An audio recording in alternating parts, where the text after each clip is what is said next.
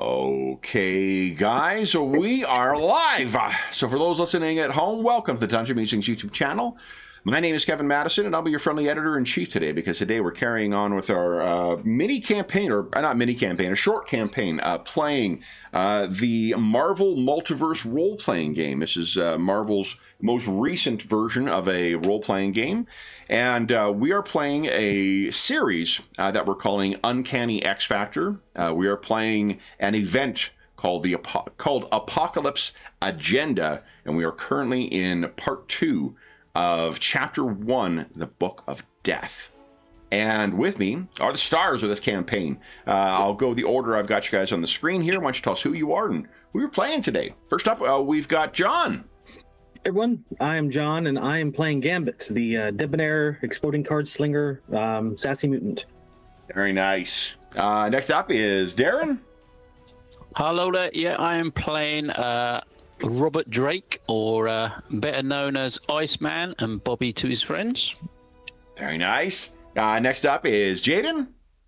Hello, I'm Jaden, and I'm playing Northstar today, a cheeky speedster by the name of Northstar, who is an ex-Canadian Olympic skier, and who is looking to really take on some challenges with his team today. Very nice. And last but certainly not least is Jeffrey. Hey everybody, I'm Jeff, and I'm playing the more reasonable Summers brother, Havoc. Nice. All right, so guys, last session, you learned a lot. What do you guys recall from last time? And I'll bring you over to perhaps your debriefing room on your home base, which is Damocles base. Mm-hmm. Have some visual aids to help as well. Yes. So what has brought our team together? I can tell you who did some initial exposition for you. Mr. Richards. Yes. So we had once we'd collected together, then Mr. Richards, or Reed Richards, was the man who was giving us our information. I think it was Havoc who was requested to form our team called the X Factor. So he's currently the leader of our newly formed team. But Mr. Richards, he talked a lot about the Ultimates. They were like a celestial, they're sort of... the Ultimates would normally be called in to deal with the threats that he was discussing with us. These Celestials. Yeah. You had a picture of the Celestials. Yeah. They're like sort of space gods, I guess. Yeah. Sort of commonly known as, maybe. And they've done many experiments with the sort of human race over many years, and created these 3 different groups from that. So they had the Deviants, the Humans, the Eternals. So he went through a lot of history about that. And then he started telling us about a blue area on the moon, where something's going on, and there's it's like a shield or a sort of bubble or a globe that's protecting a certain area on the blue area of the moon. Is it a place called Atalan? Yeah, Atalan is the city of the Inhumans. Yeah. What else we got? So we was planning to get through this barrier somehow to find out what's in there. But in the meantime, we did some exploring to try and gather some intelligence. So we went off to this frozen city. What was the name of the frozen city? That was the Deviant City, was it? It was Ashomia. Yeah. So we went there. We found that everyone that lived there had been eradicated. We found sort of remains of all the population, like a dust or something. Something had basically sent some sort of wave across the whole city and destroyed everyone, killed everyone in what looked like an instant. We found an empty ship in the docks, in the hangar. It looked like someone had flown in there. And it had crashed. I think the ship had crashed. So you think that the pilot had been caught up in that. After a bit more digging and searching in the city, we found a secret CCTV room or some sort of camera security room. And actually found that after a bit of sort of checking through data and video footage, we sort of tracked it down to, when it had happened. And quite, I think it was a week. I think a week after a known sort of villain or base Dr. Doom had arrived. Oh yeah. And removed. We believe he'd removed all of the data from the sort of the data center or the main building in the city, which had records of all sorts of information. He'd removed the hard drives and sort of taken the evidence and the information we were looking for at what exactly had happened. So he'd come in, had a look around, retrieved the hard drives and the data, and obviously involved. And then we was deciding what to do, whether we was going to try and track down Mr. Doom and have words, or go and try and get through this bubble or globe or whatever we're calling it, barrier. We'd come up with a plan to sort of overheat it and freeze it, and then sort of throw something through it to create a hole in this barrier. And I think that's where we decided we were going to head off to. Yeah. I don't know if we needed. Did we need Colossus though to? We'll assume he's coming along. Robert isn't able. The U.S. is being hit by a pretty nasty winter storm right now, and Robert's on the East Coast, so he may very well be without power. But we'll assume that Colossus will participate in this. He's probably going to be knocked unconscious by the process, and suddenly won't be able to be on the team. That would be unfortunate. Yeah. Yeah. So, anything else you guys recall from last time? There was mention about Thor's blood being able to wound one of these. A metal, right? Metal, yeah. Yeah. Oh yeah, because Thor gave us a lock of his hair, didn't he? Yeah. Of Thor's hair. Sorry.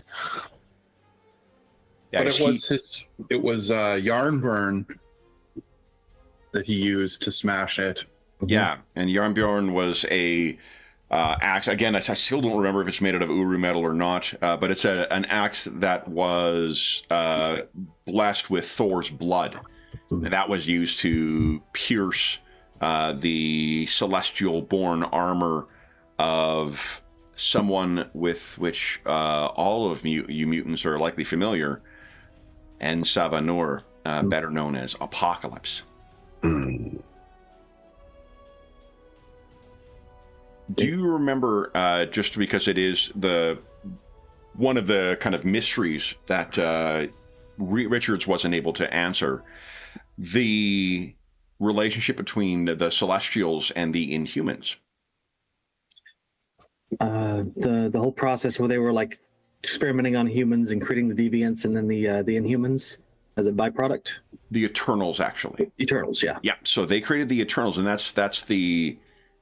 You remember the deviants, the normal baseline humans from which mutants and Inhumans and other superheroes, mutates, come, and then there's the Eternals. The Inhumans, you may remember, were a creation of these folks. Yeah. In an effort to recreate kind of not an artificial, but like a non-celestial Eternal. At least that's one of the theories for why they were created, and that was through exposure to something on Earth that's known as Terrigen crystals, Terrigen gas. Oh, yeah. And that's something we got to deal with when we go inside that bubble.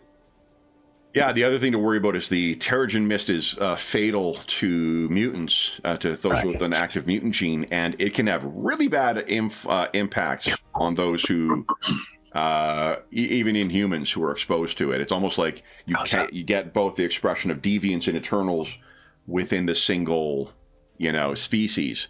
But the curious thing is that they're not directly related to it. So the fact that there's a celestial metal bubble over the city of Adelan, the Inhuman city, that's incongruent.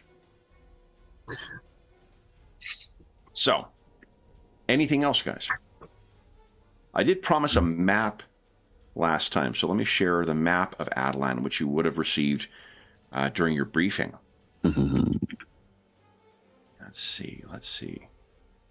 So here, just to give you an idea of what to picture, we have the streets of Adelan here, with members of the royal family. This is when Adelan was more mobile before settling in. Oh. And then, where's my handout? Oop, wrong thing.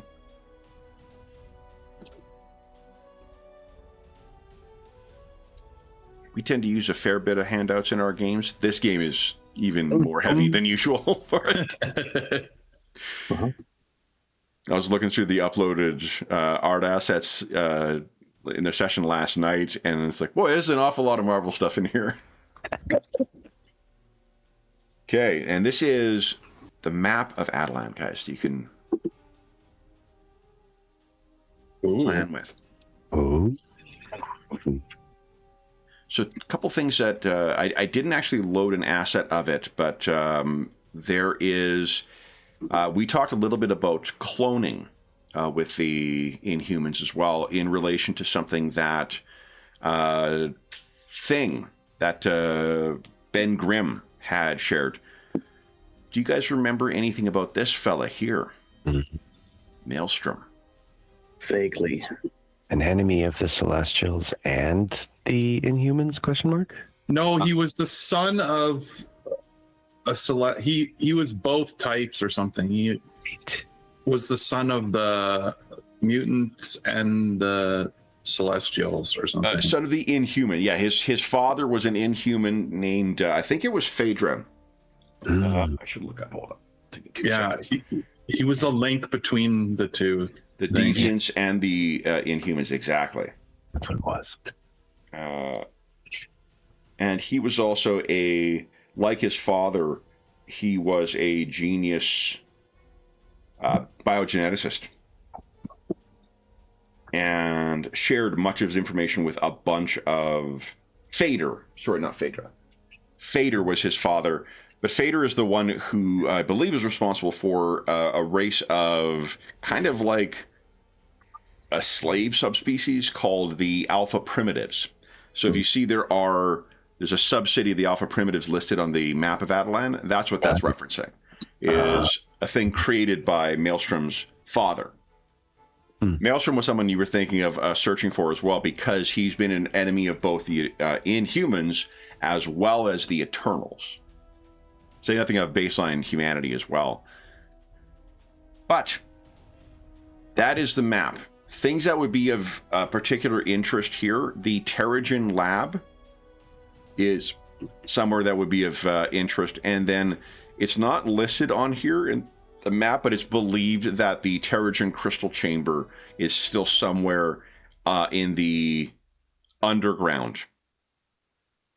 There's also the Tomb of Randak is listed there. Randak is the father of modern Inhuman culture. He's the one who began or pioneered the use of Terrigen gas to transform the Inhumans. Otherwise, they were just, very bright, more capable versions of humanity. But do you guys have any questions about the map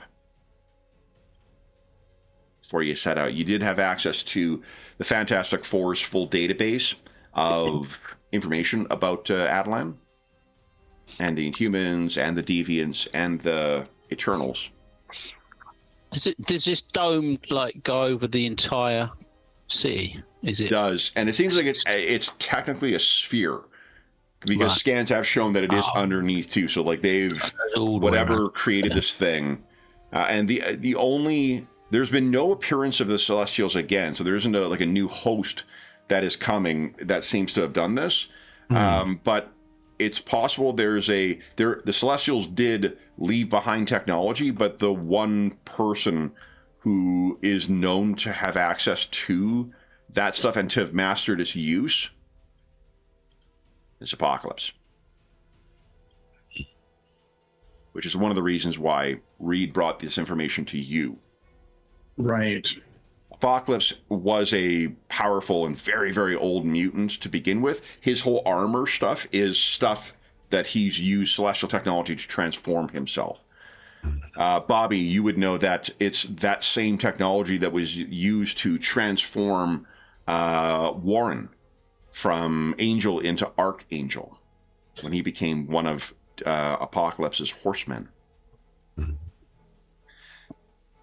actually, Gambit, geez, it's that same celestial technology that he used to transform you into death. Yeah, You get better. apparently. Then, any questions, guys? One question's coming to mind, but I don't know if this is necessarily something we could figure out. What do you think? What's the question? Based on the sphere and where we're thinking to try and pierce it, would we have any sort of estimation as to where in the city that we would end up once we get through? Oh, good question. You're really free to pick a place. Like one thought would be to be nearest wherever your destination is. So, that would be good. But I guess the other thing is, it is expected that there's going to be a pretty substantial discharge of energy when you guys break through here. If you're successful in breaking through, whatever's on the other side of the dome is likely to be on the receiving end of some of that. So too. Picking a place that is less inhabited or more able to weather the impact. One of the challenges you've got is, like, you're aware of what the situation was largely in Adelan, but Adelan is very secretive as well. Like, there are scanner buffers and things like that. The other species of humanity or subspecies of humanity, the deviants, the Eternals, and the Inhumans, they largely hide and keep to themselves. So even if you've got access to advanced scans or things like that, they still try to remain hidden as much as they can. So it's difficult to know. It's part of the reason why you may, the wider world may not have noticed, or at least those who would be interested in them, may not have noticed that there were so many deviant cities that were suddenly ghost towns. Right. So the sphere is not transparent in any way. We can't see through it at all. No, it's very much like, nor can he scan through it, nor can any have any efforts at telepathy been successful. In the past, there's been no ability to teleport within as well, but also, like, inside a celestial looks like a big, kind of Kirby-esque space robot. It's really like crazy amounts of roiling cosmic energy within there that makes up their body. So blindly teleporting inside is probably not a great idea. And without scans to know how deep it is, it's difficult to know how deep to go. So the best option you've got is to try and smash through it and guess that it's not a full area and that the whole area inside is not just raw energy. That is one thing they can tell you, is that it doesn't appear that there's energy within. The scans that they have done when the Celestials have appeared, you can tell what's within there. There aren't the same kind of readings in this. Which makes you think that it's also the Celestials, at least for those that have manifested on Earth and those who have historically manifested in, Skrullos or in Hala, the capital of the Kree Empire. Those all came in humanoid form.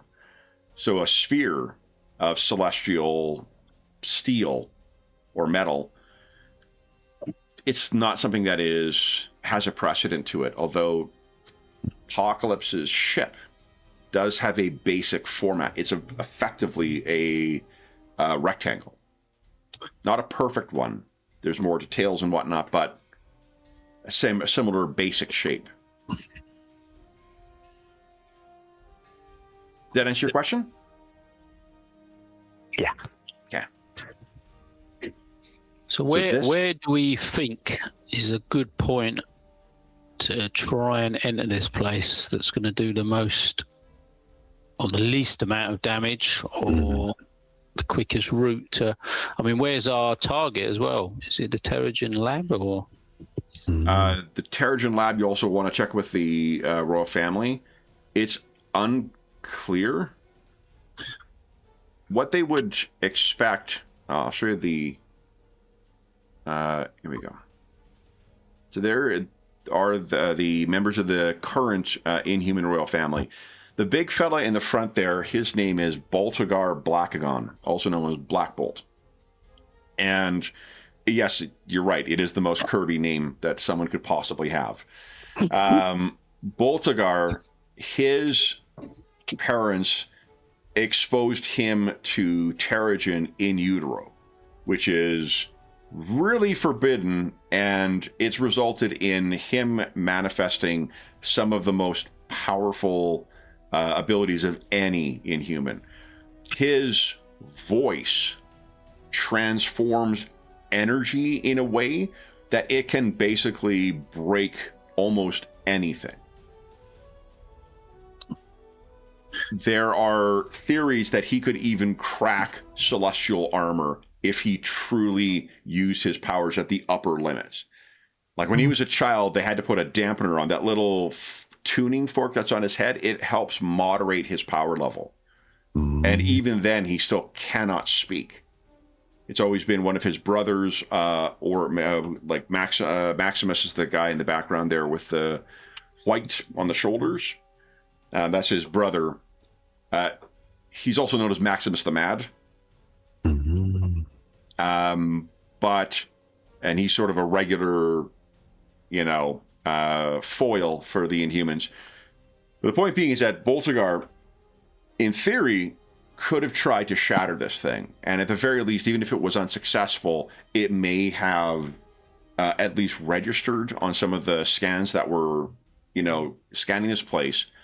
Unless he was worried about reverberations within, right? If you shout in a enclosed area, his shout is not technically just a shout, but energy can be deflected and reflected as well, too. So he might have killed everyone inside if he had done that. Precisely, yeah. Although, see the fellow with the kung fu kind of posture there? His name is Karnak.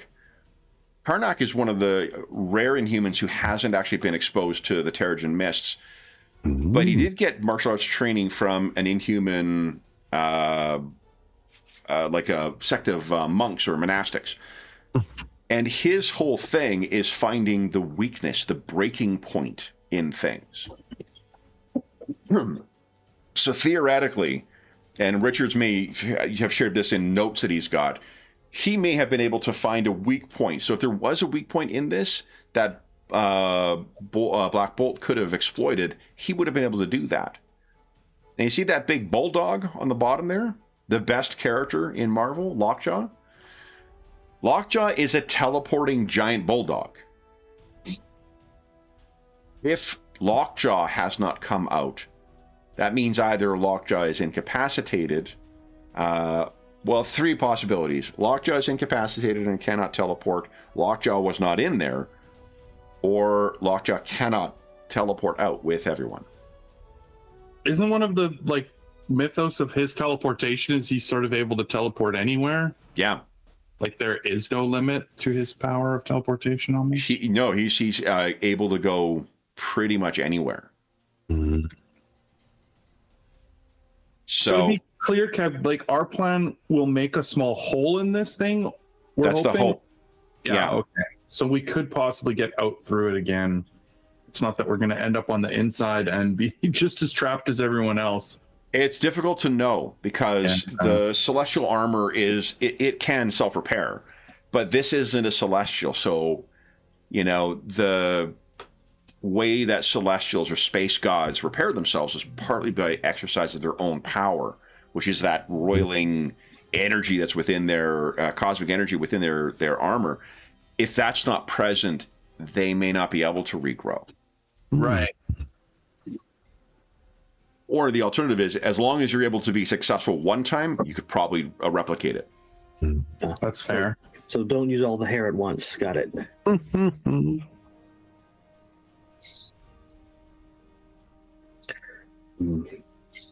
Any other questions? Oh, so I guess where are you thinking of going in? Well, can we tell where we're breaking through?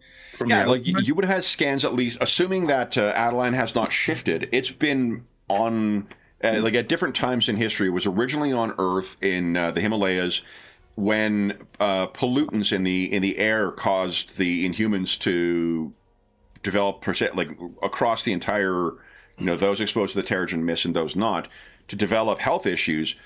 Reed Richards and Inhuman scientists created a dome and transported it to the blue area. It then subsequently became a spacefaring vessel, and it has since returned and placed itself on the blue area of the moon. It's remained in that same place. It doesn't like rotate around or anything like that. So it has been stationary. Assuming that it hasn't been moved by the sphere, you can reliably decide where you want to go. So right. I was looking at it and I was like, we're not sure what the conditions are in there, but maybe the old Adeline Harbor at the back, it's probably the oldest and less population dense. So if anything happens, and it's near the power plant too. So we could get in there, and if things need turned on, that's our first thing. Yeah. As long as we don't do any damage to the power plant and then has some sort of triggering explosion or whatever. The other option was the aerodome and spaceport, but that's real close to the residential area, which is why they got the prison next to that. I don't know, but I was going to say, when it says prison, who's in the prison? People we don't want to deal with. That's what's. I did introduce you guys to Maximus the Mad, right? Because I thought that would be pretty secure to withstand, you know, a bit of damage or blast. But if it didn't, and we put a big hole in the side of it, that could go horribly wrong as well. If we wanted to get in touch with the royal family pretty fast, would we try even aiming for one of the parks, perhaps? Like going directly from above? Be much more challenging to hit our target accurately, but... I think, North Star, you're the one that can fly. The rest of us have to fall gracefully. Yeah, I can fly as well. Yeah, Iceman can create ice slides. Yeah, which would probably deal with most of us, I'd have thought, as long as sort of together. Do we know how far above the sphere goes above the city? I mean, the drop from like the widest point of the thing must be how high it's going to be as well too, because it's a sphere. It's not an obloid thing, it's whatnot. It's a perfect sphere. So whatever the distance is from one side of Adeline to the far side of Adeline, that's probably how half of that will be how far it is from the top to the surface. So above the old city, for instance, I would guess that there'd be quite low buildings compared to like the royal family's buildings. So there'd be quite a lot of clearance. There are a lot, you can see from the illustration too, like there are a lot of spires in there too. So there are places that by virtue of the limited area, they've had to build up rather than out. So there's tons of spires. If you're worried about falling to your death, you guys have ways of preventing that from happening. In theory. Yeah. As long as we don't roll any ones. There's also a cadre of telepaths. Charles, Emma, Jean, and Quentin are going to be using sort of a gestalt telekinetic thing to try and keep you guys in touch with the outer world. there's no comm units and things like that are not going to work. But the hope is that if you have the most powerful mutant telepaths working together collectively with you, that may be able to maintain it. If they've got a set of minds to anchor to, hopefully it will maintain it through there.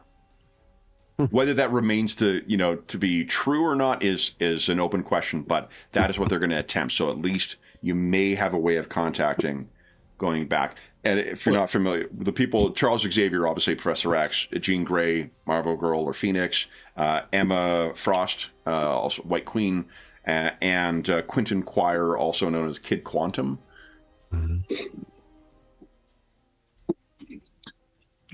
So do we want to attempt above? I think that's got the least amount of sort of collateral damage, I would have thought. I like it. Sure. And over which area do you think? I mean, I think we want to be close to the royal family, the palace of the royal family. I think we need to get there right away because we want to make sure that they know we're there and we're there to help and not,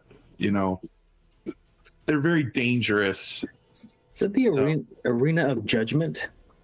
What about the park? What if we just come down into the park? Yeah. I'm leaning towards that side as well, because then we don't accidentally cause damage to the wisdom bridge that may be necessary at some point. I don't know. And if there's an arena in there, that's going to be sturdy. So True. And I highly doubt it's in use right now. Yeah. who knows? Maybe, eh? So half of me's expecting like maybe the Kree came back and we need to deal with them with new experiments. Who knows? Trees are crazy. Crazy. So should we try above the park next to the royal family and then just go straight in there? Sounds I good. dig it. Okay. So then, I don't remember offhand how many of you have been to the blue area of the moon. But what you would know is, as you're flying in here, on your shuttle from Damocles base, Pete is staring out the window and really seems to be thinking long and hard. You may remember he mentioned before, or someone alluded to, like the last time, or maybe not the last time, but the most significant time he was in the blue area of the moon is when he faced the Shi'ar, another of the spacefaring creatures or spacefaring cultures, and he lost. He was beaten into unconsciousness, and Jean died. Ooh, yeah. So you guys are flying in, and there is that massive dome. You can hear through your telepathic connection any of the 4 telepaths that I mentioned.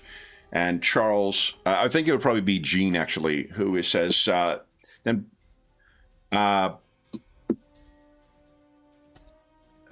I thinking of here? Alex, where do we want to place you? Gambit's going to need to be, Remy is going to need to be in physical contact with the dome to start charging it, but Iceman and Havoc's powers will be able to be unleashed from, I guess, the shuttle itself. Yeah. So the northeast corner? Okay.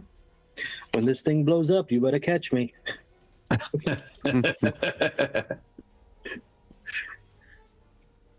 So what you'd see is, do any of you say anything to Peter while he's stuck in his reverie? One of the things that is,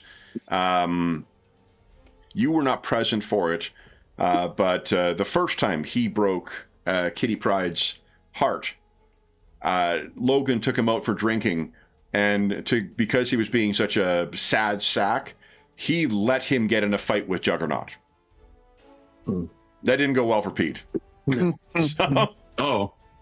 Yeah, and so he is, which is to say, he is prone for melancholy. He is Russian, after all. That is fair. Does anyone say anything to him? Maybe, if nothing else, you may hear a prompting from Emma in your mind, Alex, saying, Summers, you're alleged to be this leader of this team. Perhaps you could do some leading.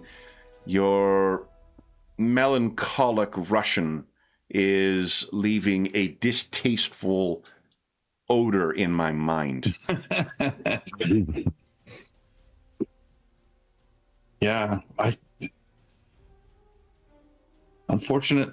I'm trying, but there's so many unknowns here that I'm afraid that this is such a dangerous mission. I'll try, but you're using him as a hammer.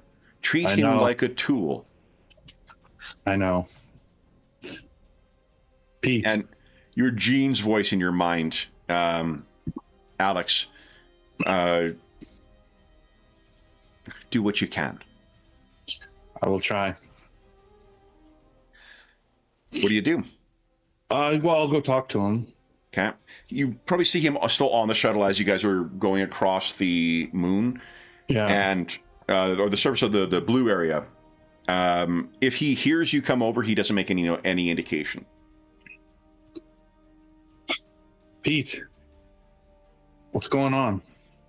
He looks back, and he just says, "Getting ready. That is all." Yes. Thinking. And he turns and looks out. I think we're all thinking here. And the challenges ahead are why we became X-Men, why we've chosen to fight, and the small chips that we can make in the dangers and evils of the universe are why we keep hitting. You all right? I know this is a bit of a bleak situation, but I feel that we can make a difference here, or I wouldn't be here. I'm sure you know that. He sighs, and you can see he's been kind of like wrapping that those golden locks around his knuckles over and over again. And that's, of course, Thor's hair that he has on his fist right now is kind of a, impromptu knuckle duster or Kestis, I guess it's single. He says, "What do you think we will find in there?"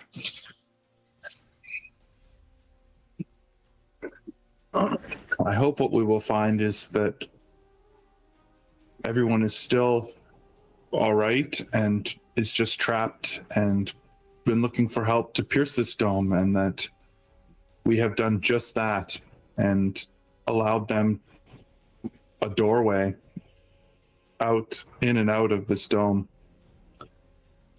and maybe some answers to what's going on. He turns and looks out at the area flashing by, and it has this kind of, like you can see in the illustration, it's got kind of a like quasi-Romanesque, quality to it, but it's distinctly alien as well. The material, you could tell, is not, Terran or even from the moon or lunar, I guess. They're alien faces with strange markings on their faces that are carved into tall edifices and statues. You would not think that you are traveling across a place so close to home. This is distinctly an alien place. Mm-hmm. It is also distinctly a dead place. Crumbling.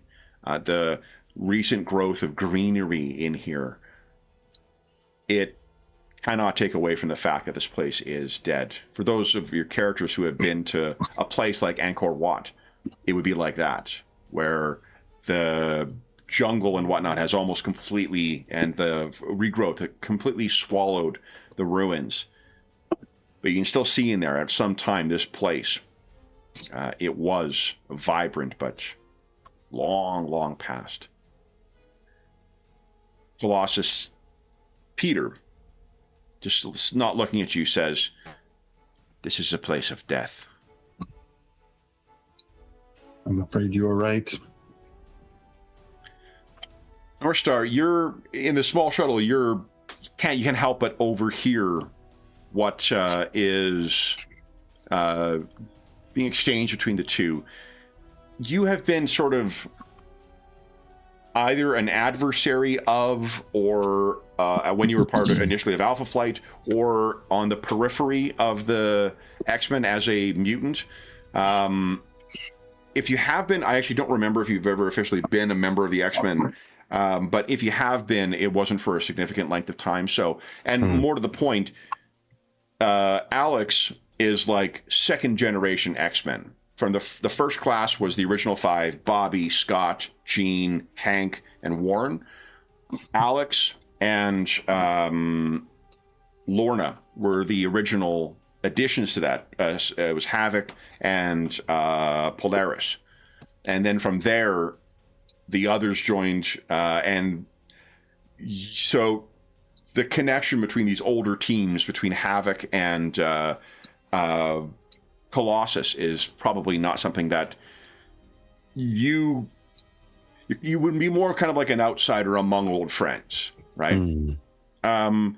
So you turn and maybe spend time looking out the window. You're on the other side of the shuttle, and you see something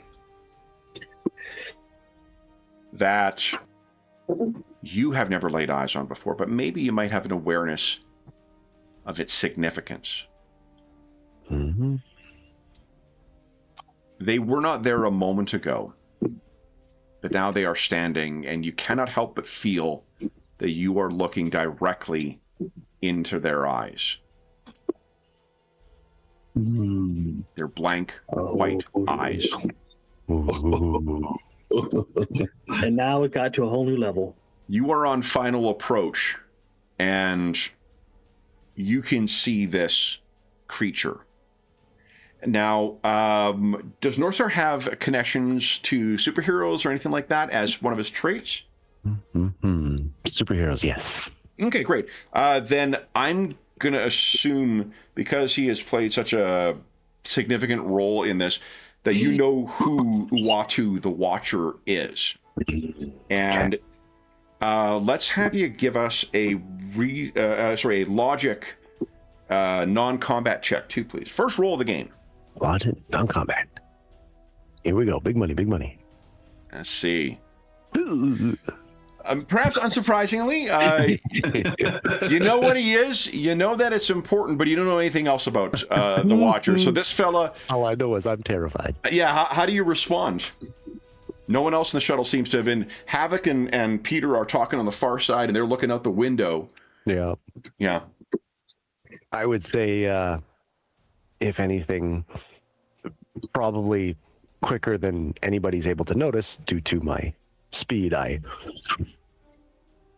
zip back maybe an inch as my skin crawls, and I'm kind of just stunned.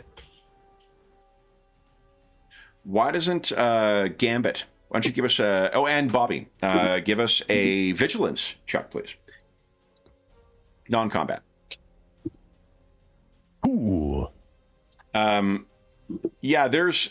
Northstar moves at hypersonic speed, so there's not like a, breaking the sound barrier, but there's enough of a, feeling that both of you, Bobby, you first, and then Remy, something has happened, and you can see Northstar is sort of, moved back in one seat, maybe, from the window, and the two of you look outside. Bobby, you see it first.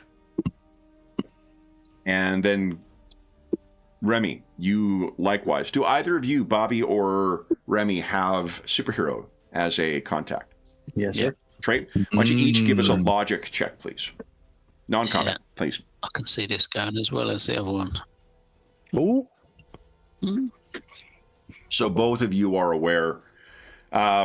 Just to make sure we're all up to speed, the Watcher, Uatu, is one of a species of, it's an alien race, but they're not quite as powerful as some of the other, they're not a celestial contemporary or whatnot. What they charge themselves with doing is observing and cataloging the history of other species.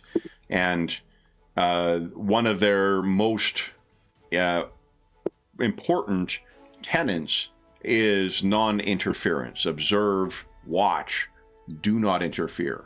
And I assure you, unless there was something very, very, very important, Uatu would never interfere, except for, you know, the dozens of times when he has.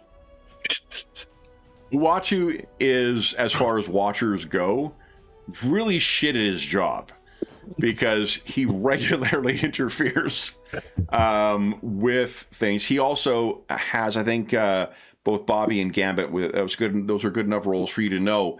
He has traditionally had his home in the blue area of the moon, and you may, when he was drinking at some point, Logan may have shared with you that during that conflict with the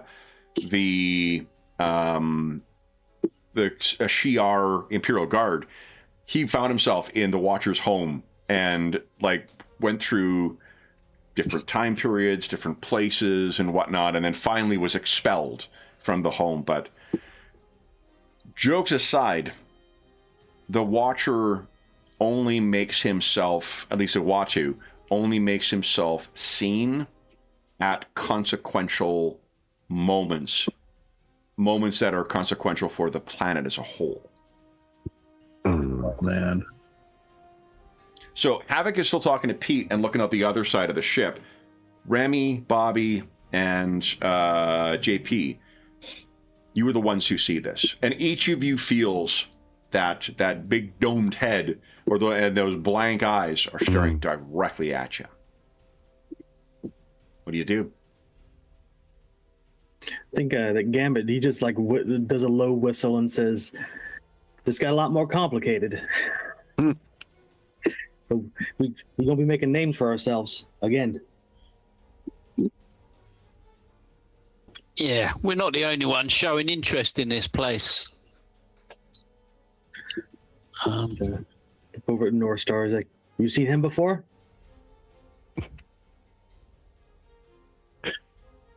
On my life. Well, Havoc, what are they talking about? Yeah. Seen who? is that Watcher guy?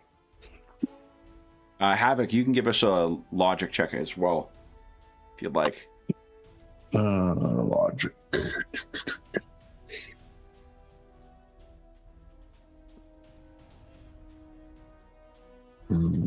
So you're aware of him.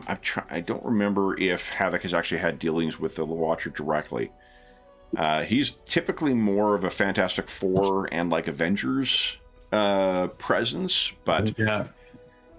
But yeah, you would know what everyone else sort of knows, that this. The other thing, I guess, what Bobby, you would know, because you rolled the best here.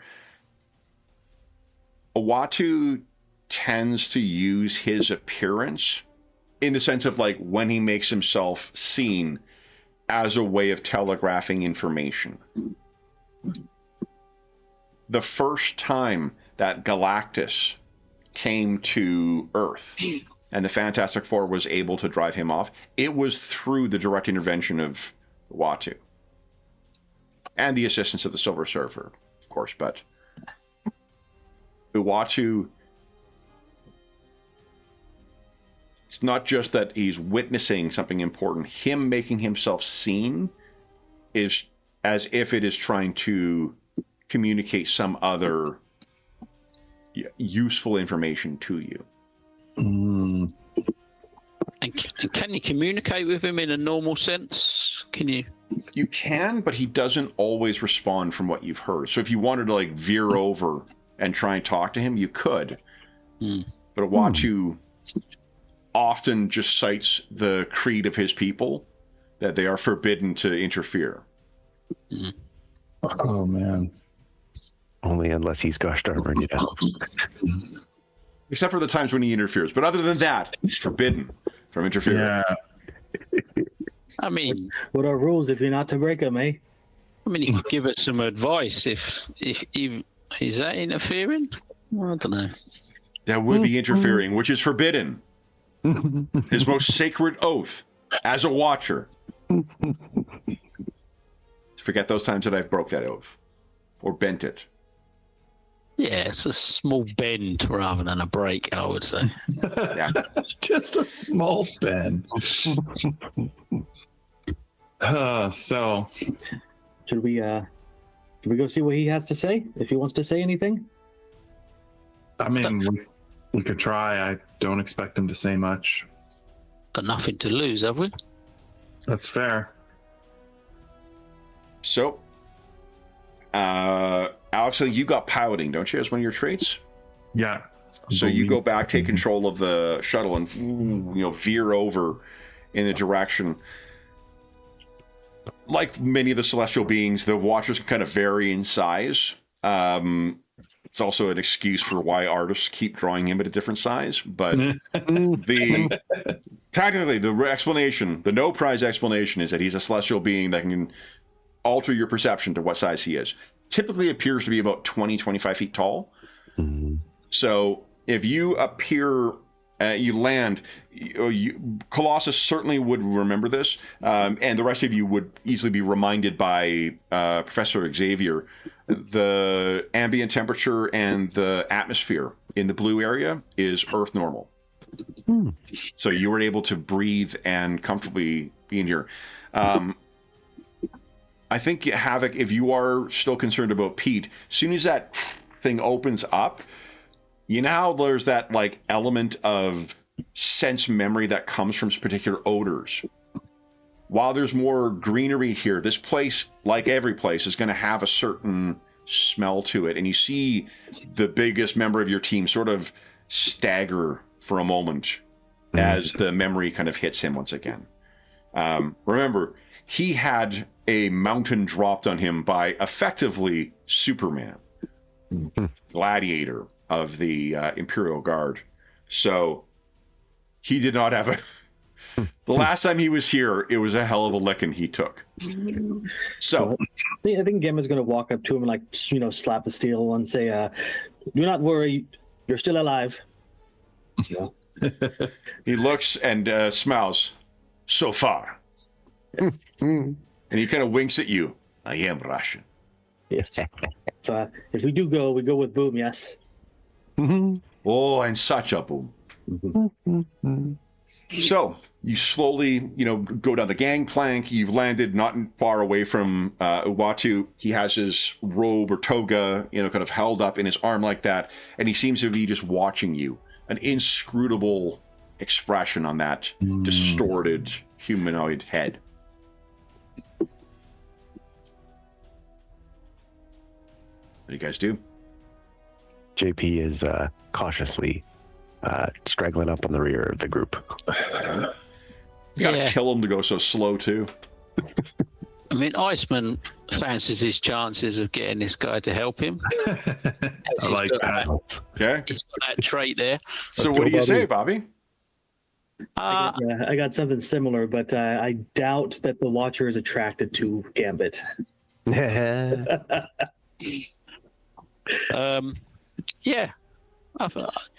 I'll go see what this guy's got to say. He might be able to help us. Okay, what do you say? Start strolling over towards him. Are you in your ice form? I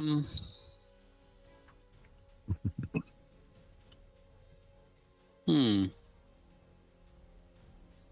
know what would be what he'd expect. I mean, this guy, has he got telepathy and all sorts of Yeah. I mean, he probably knows exactly who I am, so I probably will go in my ice form. Yeah. Okay. And remember, you guys all have the 90s era Avengers bomber jackets on, but with an X on the... Right, yeah. So you walk over to him, and you can feel he's just looking down at you. What do you say, Bobby? I think I'll sort of look up at him and then try and look at where he's looking at. And sort of he's looking at you right now. Oh, he's looking directly at me? Yeah. Oh, okay. I'll just look up and go, we've got an interesting situation here, looking back at the sphere. I was thinking a guy like yourself might be able to help us with this. Okay. Anything you know you can tell me? don't you give us an ego check, and then you've got an edge, so you can re-roll. Remember the drop downs. The middle one is your Marvel die. That's not great. Okay, what are you thinking of re-rolling? Got to get rid of that one, really. Okay. Yeah. 17. Nice. Okay, so 17. Let me look up the difficulties, which is on my brand new GM screen here, or narrator screen, I guess. Could have been better. So your rank 4, the challenging target number is a 14. And even modified to difficult, that becomes a 16. So pretty good roll. Not too bad. Okay.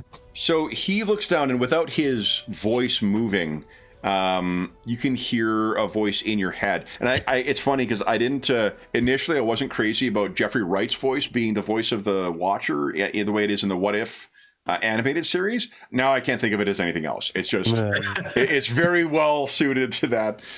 So you can imagine and he does, his voice, his lips don't move when he speaks. It is just a voice that you can collectively all hear in your heads.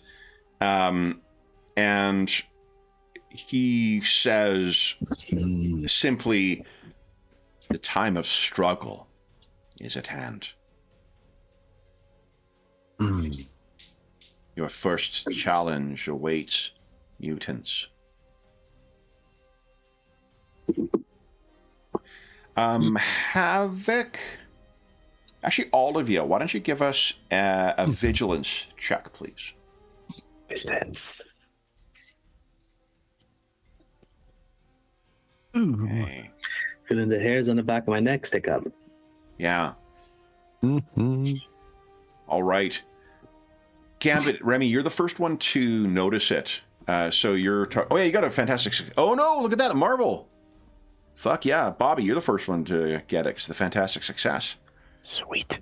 Bobby, you're talking... as that answers, you realize that there's not like a humming necessarily, but I think because of years and years and years of training with Charles, who routinely would give instruction to you by way of telepathy, you sort of have an instinctive feel for when you've got a telepathic connection and when you do not. And when you're talking to Uatu, the connection with the Gestalt mutant telepathic link, it's gone. Oh. And I think Remy and Alex, you both also you eventually sort of realize, like, why isn't Charles asking us about this? Why isn't Jean? Emma won't shut the fuck up. Why is she not asking about this? But Bobby is the one who, as soon as, because of the fantastic success, and I guess because of your, you were the youngest of the original first class. Since a teenager, you've known what it's like to have a telepath riding shotgun in your mind, and you know that he's been cast out right now. So that's what Uatu says to you all. And I think I would just try again. I'd just say, do you think our plan's going to work? I assume he knows what we're trying. Still feels looking down at you. We shall see. So you're here for the fireworks. You could choose That's what I'm here for. read an expression of one of his, where his eyebrows would be sort of going up a little bit. But maybe it's just your imagination, Bobby. So yeah, Gambit, he's like looking around and rubbing the back of his neck and says, I don't think he'd be here if we just blow ourselves up and that's it. I think something else is going to happen. Yeah, I think gives Iceman some confidence that I think we're gonna be able to do what we want to do. The fact that he's here watching, I think I'll walk back to the group. I think it's time to give this a go. Does anyone make mention of the loss of the telepathic connection? Because if you think of it would be like losing comms almost. Yeah. Is it still down? Is it when I sort of come back to the group? It's Yeah, sort I of think blocked? all of you have noticed. Bob, you were the first one to notice it just because of, again, like, you know, you're like the time you've had it. But both I Havoc didn't know and... if it was because I was talking to him, he'd sort of block the others out temporarily, but when I go back to the group, I still can't hear No, when you go anyone back else. to the group, it's still not up. Oh. Gambit would have been trying to figure out when they lost it, because, you know. You guys have all noticed the silence? Yeah. And you got an Seems- 18 Gambit. Like, you could pinpoint, it's when you landed. It's when you landed here is when it... They say. Oh, of course. Mm. I mean, it would make sense to try and knock out psychic connection if you're trying to limit communications in and out of this area. Maybe we'll get it back when we're in the air. I mean, I could try and jump and see if it comes back on. JP goes, I could try. Yeah. So you're also fast. Your speed at whatever your flight speed is, that's nothing compared to what you can move outside of combat. Don't go too high. The area isn't good up there. Very true. There is a dome of atmosphere within the blue area. So what do you do, Remy? Or not Remy, JP? So let's say 20 feet is safe, question mark? So you up 20 feet? Nothing yet. Nothing yet. Like the others, it's a dome, so you could probably travel a good several hundred feet up and still be within the atmosphere. Okay. You also have actually, you guys have those suits made of unstable molecules, right? That you were given by Reed. So you could easily put that on now.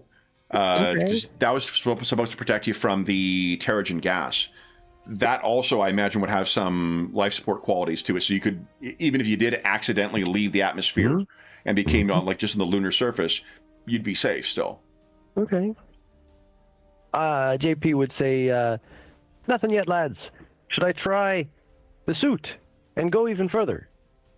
Instilled with the confidence that both Bobby and the Watcher's conversation had kind of soothed his nerves as we were coming up. If you feel comfortable. Each back and he's in his suit. Give it a go. Up, up, and away. One way to find out. Remy's like, if Zips. I was like that, man. He's just Zips up, kicking the dirt. and you sort of stop at about, it's about maybe 70 to 100 feet up when you can suddenly hear Charles Xavier's voice coming into your mind. You jump, Paul. Can you hear us once again? Loud and clear. 70 feet off the Earth. Or the moon, sorry. What happened? You seemed agitated, and then we lost our connection with you. Is something happening? We stopped for a quick visit. Back in a moment. As I shoot back down to the Earth. There's a calm with friends. Okay. So you're back down amongst everyone. Just to check with the team to make sure we're all okay with actually letting them know that we just visited a friend. Perhaps. I mean, they are our allies. It is no problem to let them know. And we shouldn't keep secrets. They can read our mind, yeah? They'll know eventually. Yeah, Gene and Charles will probably not. What do we think? Sorry, was that Gene? I was talking over you. Sorry. Oh, sorry. Good news is we've got comms. 70 feet. What do we think? How close to the surface is Adelan? Adelan Right is on the surface? surface itself, but it's Yeah. still like you're still a good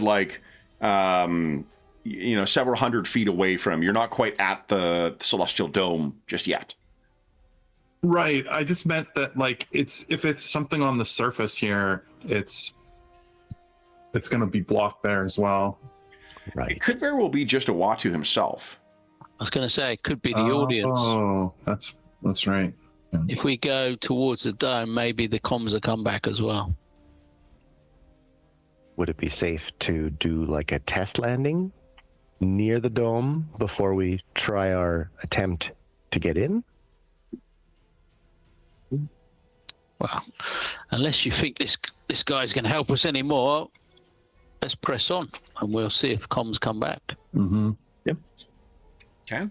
Fabulous. Pal back into it. Which of you is the one who spares a last look before the shuttle door closes?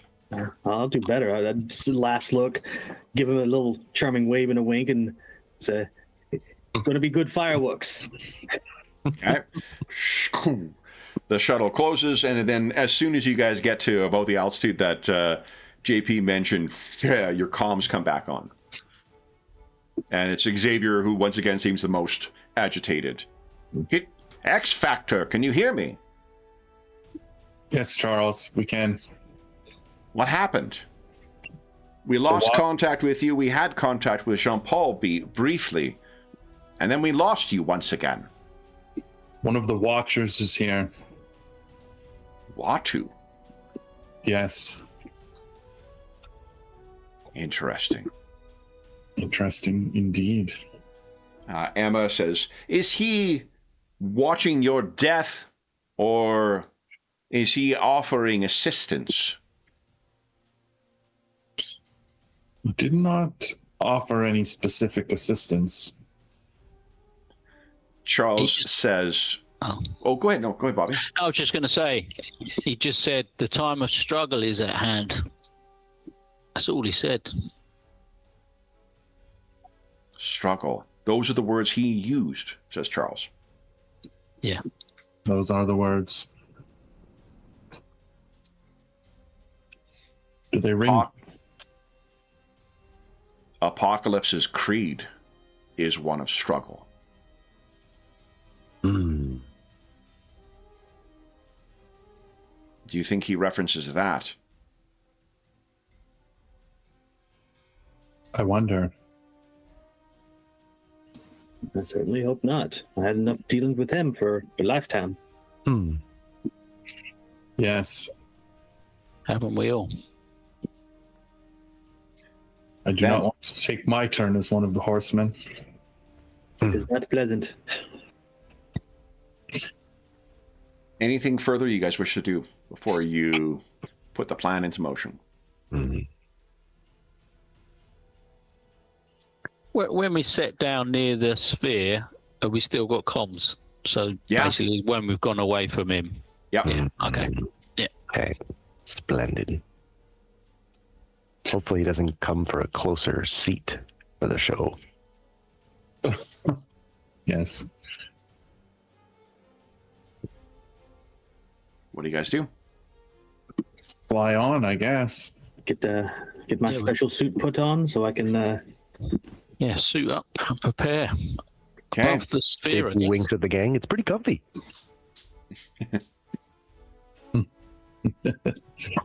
Then, again, the suits do not interfere with your ability to use any of your powers, so you're going to be fine to use any of them. Any last words before you guys put your plan into motion?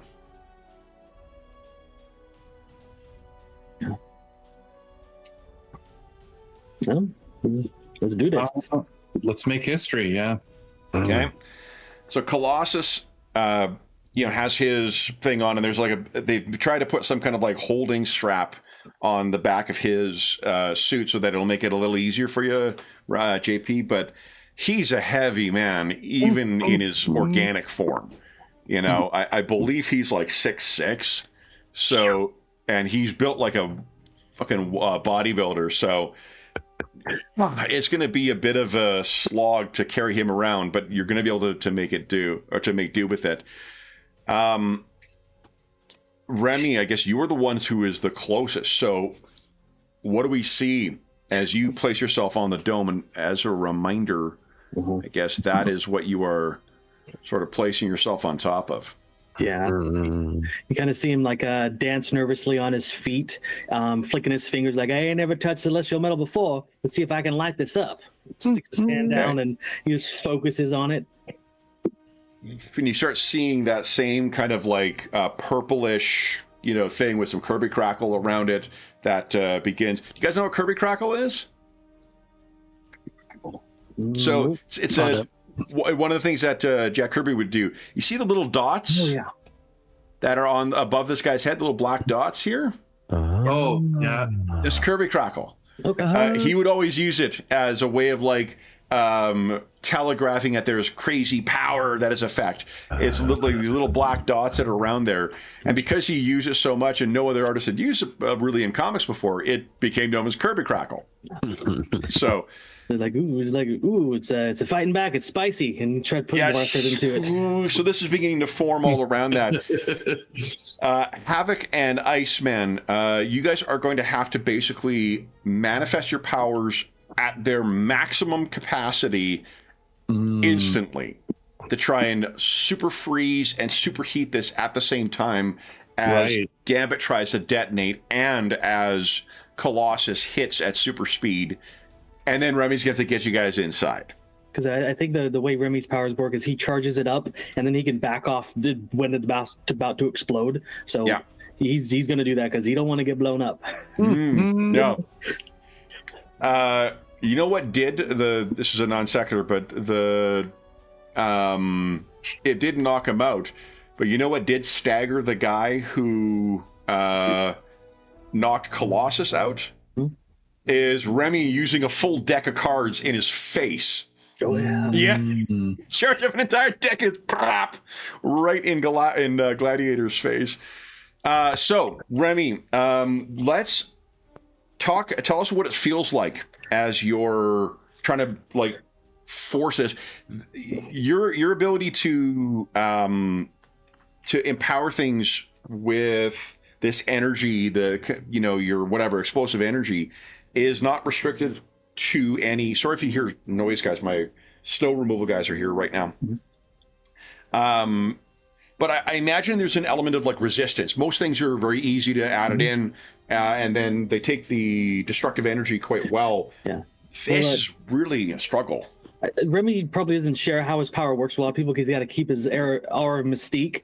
But I imagine it is he's got this sense of his own energy, and he just touches the metal, and it's like a lattice work of energy just flows out of it. He's organizing all the molecules and structure them in a way so that they're containing the energy, and when they're about to explode, he compresses them more so they hold it. This is until they basically reach like a pinprick where they can't hold it anymore, and then they explode. Okay. So he's forcing the metal to go into that supercharged state and hold its form, and he starts shaking when he gets to his limit.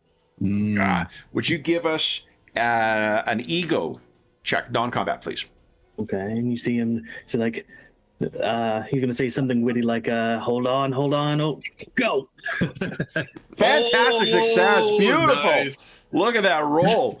All right, the blue area of the moon is almost becoming violet with how much light is coming from this, because he's lighting up this larger area that's overtaking the ambient kind of yellow glow that is in there. Yeah, Remy's eyes are getting bigger. It's like it's reacting stronger than he thought, so he's beating feet. Let's do Bobby and Alex next. Tell us what you guys are thinking. Like, are you, Alex, when you use your powers, there's that kind of concentric rings with power that go out. I think that Alex is very confident that this is going to work because, I mean, Owatu's here. And so he's now believes that their plan is going to execute. So I think that he's often timid or has trepidation when he uses his power because he's always scared he's gonna hurt someone or kill someone or something bad's gonna happen. His power is quite violent and uncontrolled, and so he is activating it with confidence in this time that, like, okay, this is gonna work. Isn't Havoc's power generated like from sunlight radiated from the moon? Is that narratively how it works? Because I know him and Scott work on. Will be reflected from the moon, but I think it's solar. I think you're right that it's solar power that he, or at least stellar power that he transformed, because there's a mini series about the living monolith that kidnapped him, and it was because of this sort of like stellar or solar power or whatever that powered the living monolith as well. Yeah, we'd be like, well, you'd be strongest here, yeah. So, but I don't know about the moon. Like the moon doesn't, it reflects light. It doesn't generate light, right? So, but I guess if it's probably resilience then maybe for you. What do you think? Resilience or ego, Havoc? Is it your willpower or just your kind of like forcing your body? Or it could be logic as well, because you've, the way you described it is that you're confident of this stuff. So it's really just like timing. Yeah, like normally it is. I think he does let sort of his emotional side flow when he uses his power, but I think in this case he's trying to use it like a scalpel instead of a blast. Do you think ego then? Maybe it is logic. What's that? Oh, no, logic. Okay. I was leaning into the logic, thinking that he doesn't normally go that way when he sort of activates his power, but in this case, because of the confidence and because of what they're trying to do, I think it's very logical. Go ahead and give us a logic non-combat. Look at that. Good roll. Nice. So you're ready to, you've got, maybe we see the concentric rings kind of getting ready as you're getting ready to unleash it at your maximum heat. Bobby, what's going through your mind? Again, I think he's just super confident now because of our new audience member watching on. It's like, what else would he be here to watch us succeed? And I'm gonna be one of the main stars of the show. So let's give him what he wants. One little thing they don't talk about very often, because Bobby's always been a bit of a clown, and he's also been the youngest one in the room, kind of whatnot. It's not recognized that Bobby is technically one of the most powerful mutants on the planet. Oh, he knows that. Yeah. Then Bobby, I think if you're confident, it's probably ego then. Yeah. Oh yeah, he's giving it. Give us an ego non-combat check, please. Yeah. Hey. All right, so you are ready. What do we see as Havoc and Iceman unleash their powers? I think it's just building up. He's got his two hands together, and it's taken a long time. He never normally gets the time to do this, so it's building up like a frost around it, and there's like winds. And I think I'll just look over at Havoc, and I just give him the nod. It's like it's time, sort of thing, and just fire out a blast. And I don't know what the sound would be, but if you guys are coming from the shuttle as well, where the two beams, like the length of space between the two of them, it's got to be some crazy sound that is coming from where the superheated air and the super chilled air is colliding with one another. I imagine a big crack of some sort of ice as it goes in. Energy. And then JP, what are you thinking? I think it's time. I look over at Colossus. I say, all right, you big, beautiful Russian, you ready to get us in there? So I think it was grabbing him from behind of the suit, yes? Yep. You're doing a reverse cannonball special. Or fastball special. Fastball special is when he picks up Wolverine and throws him at people. I think cannonball special would be accurate because of Colossus' size. Yeah, true enough. So I would say JP grabs hold, and with a bit of a struggle to start, he taking some of those frost and superheated particles fluttering through the air as he flies off to spin right around and take his super speed charge for that cannonball special. Comes flying in. So do you think it's maybe agility to be able to like transition from carrying Colossus to then grabbing your allies and dragging them in? I would think likely. Give us an agility non-combat check, please. Yeah, so bring down terminal velocity, release him, and just... Beautiful. 19. Wow. Alrighty. Okay. So the sound, I think if we cut to Uatu's face, there is a flash of light that illuminates his face, and there is like dust and smoke and whatnot coming from the distance from where the Celestial Dome is over Adelan. And guys, we'll see what happens inside after our mid-session break. So we're already there. I imagine, like, right before they hit, Gamer goes, knock, knock. Oh, yeah. All right. So we're paging through pages of ads right now. But yes. For those listening at home, we'll be back in about 5 minutes.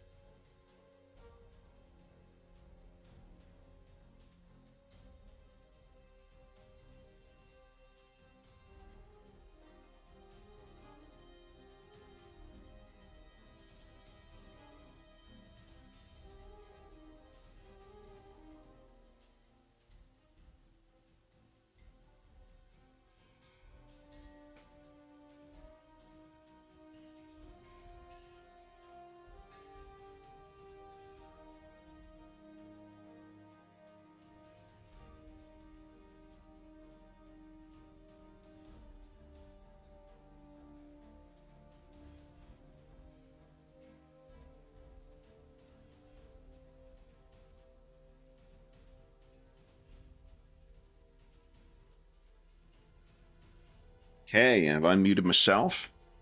Hey, everybody in chat. I hope you're having a wonderful start to your weekend. You saw the next expansion is going to be Secret Wars. Yeah, I did. That looks pretty cool. I enjoyed the Hickman Secret Wars series, so I think that's going to be cool. And probably a lot of interesting... I don't want to speculate what's going to necessarily be in there, but if it has that kind of like alternate... universe stuff they had on the Battle World there, where it was different, versions. That itself is a really cool way of using this RPG, is to use it in different, versions of the Marvel Universe. So I think that'll have some really cool stuff in it. All the products they've released to date, even that adventure, Cataclysm of Kang, have been really, really good. So I am looking forward to it. Someone was asking in chat mentioned in chat what the next product is for this. It's the Secret Wars, based on the 2000s version of the series that came out, which rewrote. Cool. Marvel used to take pride in saying they didn't ever reset their continuity. We've always had the same thing. We don't do what DC does, and then they published Secret Wars, which did reset the universe. So they've never reset their universe except for that one time they did. Yeah. But Man, I'm really enjoying playing Gambit. This is That's awesome. Yeah, it's sassy superheroes. we haven't got like we've used combat in this game in those other sessions we play. So like I know that the fight system is quite fun in this as well. But it's good to know that there's like enough game there for the non-combat stuff. And the setting is just so fucking good. I love the Marvel Multiverse. Yeah. Oh, I can set up. Hold up. How about I not just waste time and let me set up the sheet in need. Now, did I remember to? I didn't. God dang it. Madison, come on, man. Last night I corrected the default settings in our Draw Steel game, but forgot to do it for this one. So the tokens were still showing up in a way that I don't like. And there we go. Let me put that. Oh, what is going on here? What the fuck?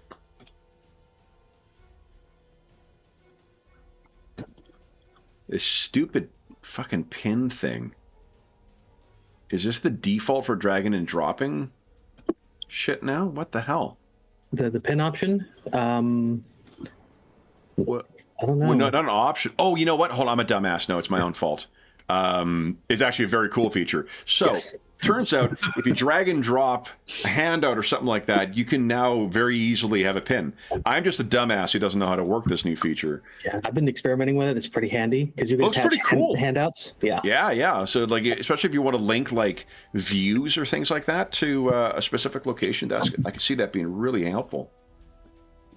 Like, so this place, like on it, the players themselves can get a refresher of what's there. So. Yeah, or even like, you know, if you like, you look out this window and you can click on it and share link an image to it, to you know, that's pretty cool. Yeah, again, I'm a dumbass and wasn't using it properly.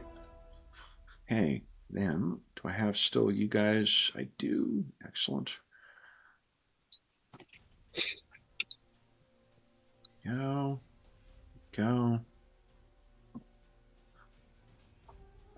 I also didn't know how much you liked Havoc too, Jeff. So it was really nice to know that sort of worked out. That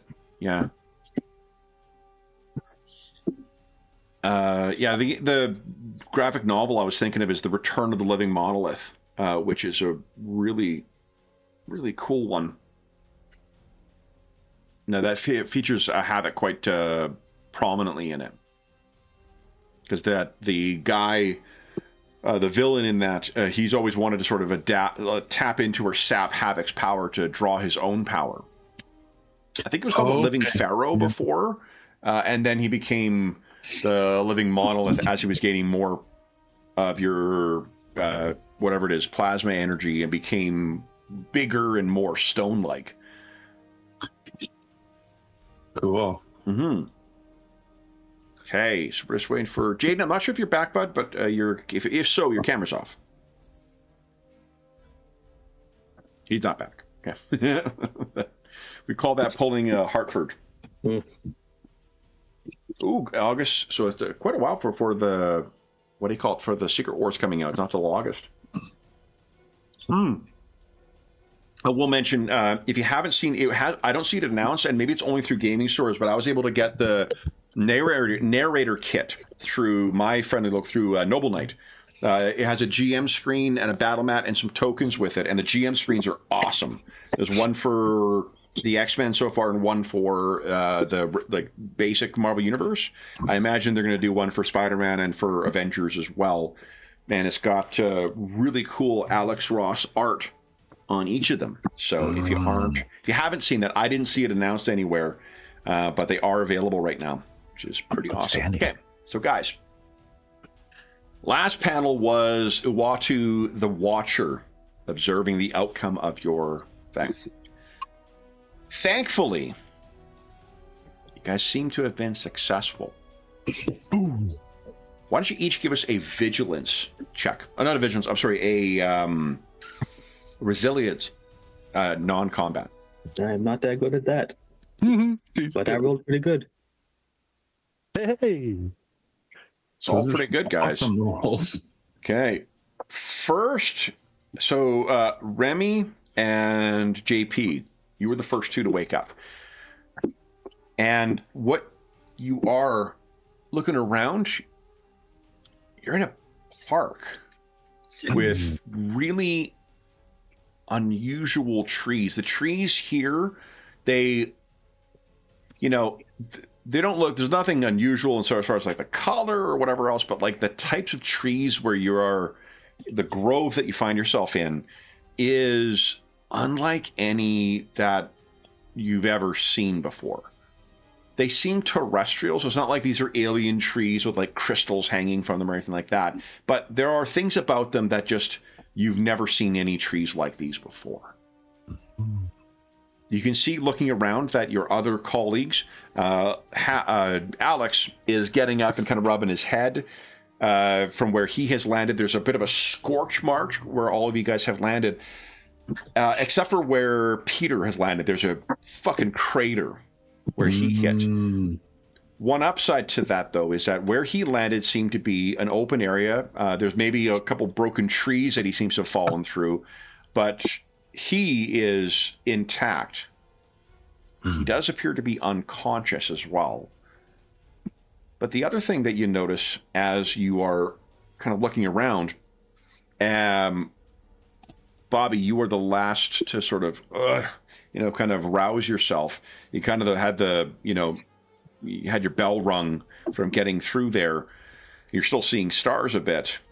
But JP and Remy, in the same way the trees look terrestrial, but they are unfamiliar to you, there are temporary shelters set up here, like tents or yurts, but it is of a style with which you're not familiar. In the same way that, like, you can look at a teepee and see, like, oh, it's a tent, kind of, but a very different culture has made this thing. These are temporary structures and tents or lean-tos or things like that, and there's evidence of other camps or whatnot, but it's from a terrestrial culture with which you're not familiar. Maybe these are inhuman in design, but it looks like this place was also a refuge in addition to be a park. And the way that they are set up on kind of rough terrain, and there are paths that you can see from where you've landed, it looks like this park was not designed to be accommodating for this, but it looks quite packed. It has the look of a refugee camp, to be honest. Minus refugees? Minus refugees. There are no people you can see.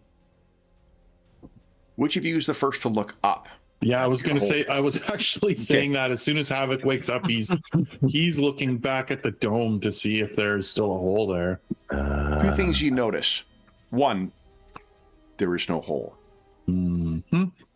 There are lights within here, in the same way there was that kind of yellow striping or pattern on the outside. There is one on the inside, so it gives it almost a feel of like under a like yellowed artificial light.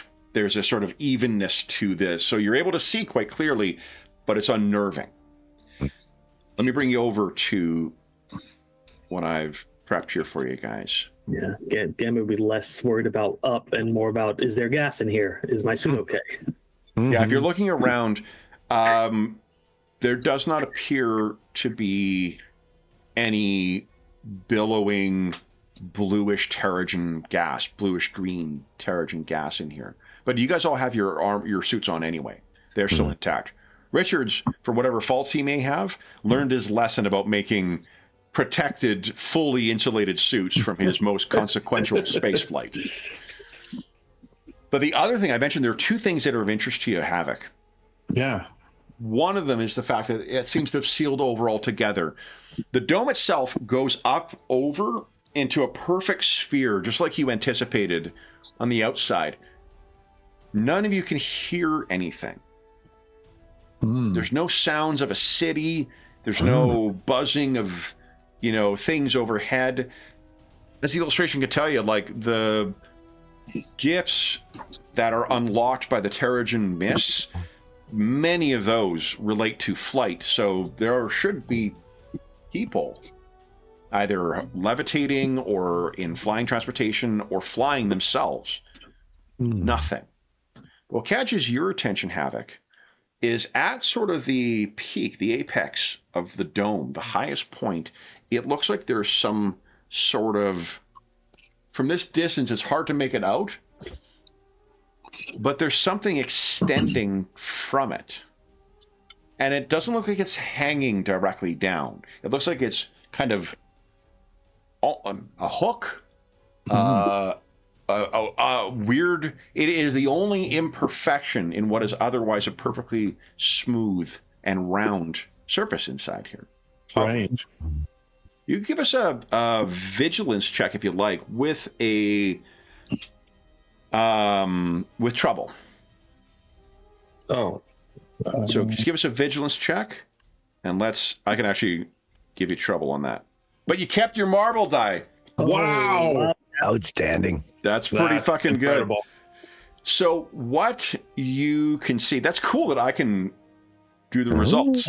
Yeah, I like that. I like that, yeah. And then just a reminder, what I'm doing is I'm rolling 4 dice. So I've got my 1 dice that is the mutant set and my regular set. If you guys have trouble on one of things, or if I've got the edge, I just use this extra dice as the replacement. So what you're looking up, and like the angle is weird, but for one, you can see what it is. It looks like a, like stylized kind of mermaids kind of coming out of the water, or naiads or sirens coming out of the water, and where the water is still sort of encasing them. And then you can see the top part of the mermaid where it's a woman's body. This appears to be a woman who has come out of the surface of the top and has hands that are outstretched, seemingly down at the city beneath it. But with your fantastic result, I can tell you that the stretching out that you can see, it reminds you of something that you saw back in the earliest days of X Factor, when it was you and Scott, Gene, Hank, and Warren.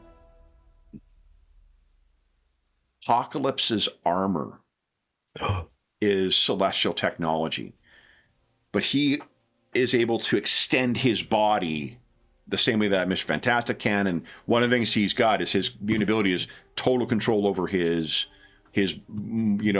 bodily composition, augmented by celestial stuff. But the way that this sort of distends out, the segmenting on it, the stylized pattern, it reminds you of when you first faced Apocalypse. Every time you stretch out like that. Right.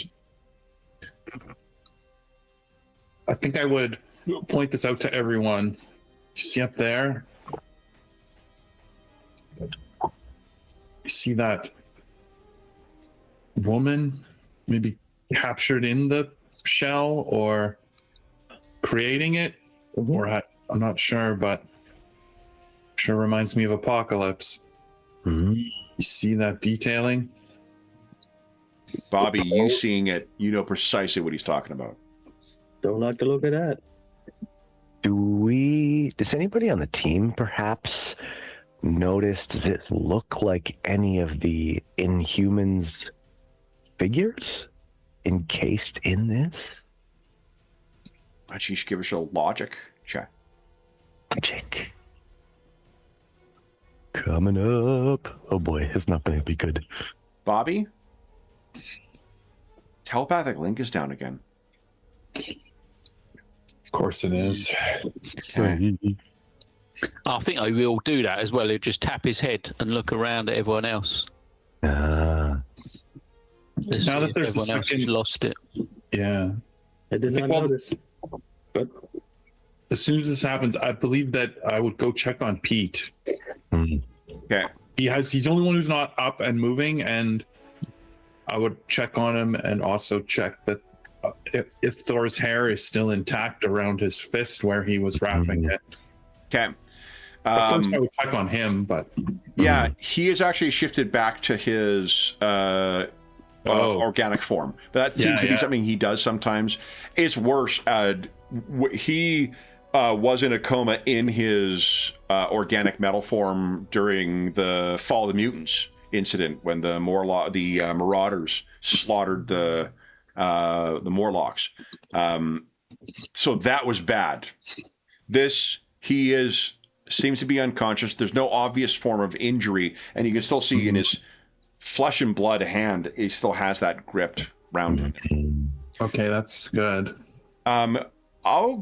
Because you've had an opportunity to review the database, why don't you roll that with Edge, North Star? You can choose to re-roll one of those. Okay. And apologies, how do I roll with Edge again, sorry? So if you hover over, like, let's say you want to re-roll that 2. If you hover your pointer over there, it'll give you the option of Edge or Trouble. Splendid work. Awesome. The sheet is awesome for this game. Let us spin. No. Ooh. You got roll 20'd. So you don't recognize it, but I mean, like, what you would know is that it doesn't look like any of the members of the royal family. The 2 women who it could maybe look like would be Medusa, who's the woman with the red hair that's there, right. And the other one is Crystal, and Crystal likewise has very distinctive hair. Crystal is the one in the background between the Kung Fu guy Karnak, above Black Bolt's left shoulder. She's in yellow with that orange hair. She's got this distinctive like black stripe that kind of goes around the back of the hair. That's Crystal. The person you're looking up there is neither Crystal nor Medusa. Okay. Perhaps JP looks over at, zips over to Havoc, checking on Colossus, and taps him on the shoulder and says, should I go up and get a closer look? See if comms are okay up top? I mean, you can try. I'm sure we're locked out inside this dome, but yes, maybe you can identify the woman up close. Okay. You zip your way up to the apex of this, and as you're going up, it does give you afford you an opportunity to look down at the city as well. Absolutely no sign of life anywhere. While you're zipping up, I mean, you move at superhuman speed, so you're gonna be up there in a blink of an eye, quite literally. But Havoc, Bobby, and Remy, what are you guys doing while you're on the ground? Havoc, you checked. Pete seems unconscious. He still has Thor's locks in his hand, but he's unconscious and seems to be non-responsive. Like, I would say, hey, help me move him somewhere more secure. I mean, he's just sitting in a hole in the dirt, right? So, and man, like this fucking Russian kid, he needs to eat less because he is fucking heavy. Gamma looks over at you, and then how big Colossus is, and looks at themselves like, how about you have Bobby handle that? I'm gonna look for any like people dust, see if they're any there. Okay. Already have members of the team disobeying your orders there, Alex. Good job. Yeah, of course. Yeah, I'll get on the other end, as it were, and between us, we'll carry him. The one upside is that within this refugee camp, like, it's very easy to find a place to lay him down in an actual bed or cot.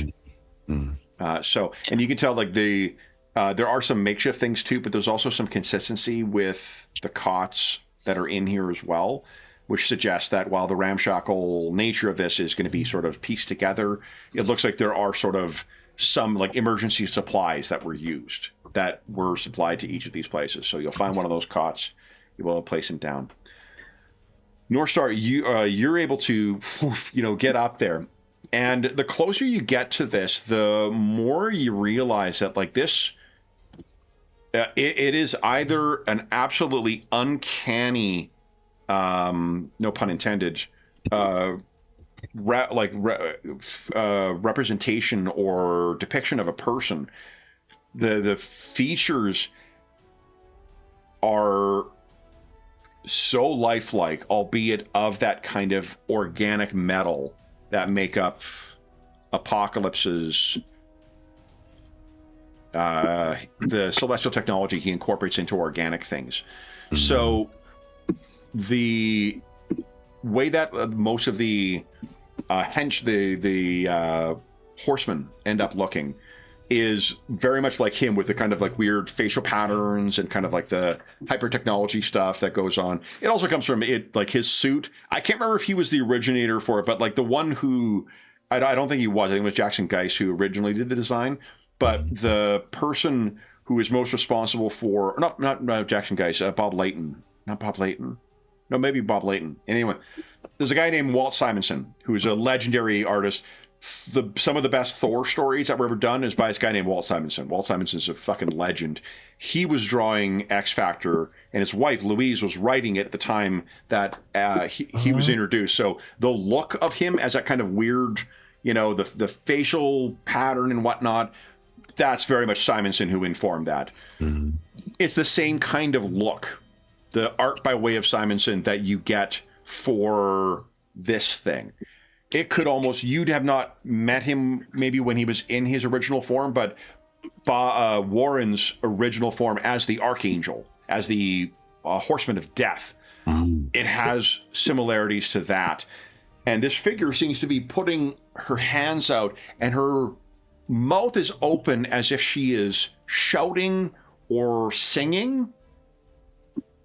You can give us another logic check. Does forgive me if you told me this already. Actually, I got the fucking thing right here. Yeah, you have connection superheroes. You can make a logic check with an edge. Okay. Let's see. Nice roll. Holy smokes. There we go. So and remember, the one in the middle is your Marvel die. Right. So that's already a really good roll. If you wanted to fish for a fantastic result, you could re-roll that middle one. Okay. With an edge. Let's take it for a spin. Ooh, so still really fucking good.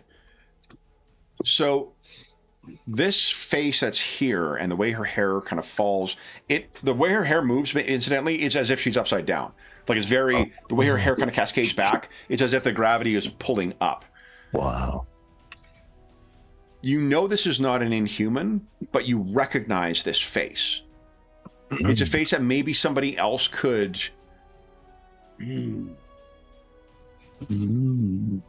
Interesting. And I'm guessing the telepathic connection is not back yet. No, and you know what? Even up here, there's maybe a bit of the equivalent of kind of like an untuned radio. That you can feel there's a little bit of static being this close to it, but you're not quite there. I'm just going to see if this character, is in any of... you know what? I can just do this. Hey, Madison, don't be lazy. Just you can use the thing you've got here. No, she's not in there. Is she in this? Give me a sec here, guys. No.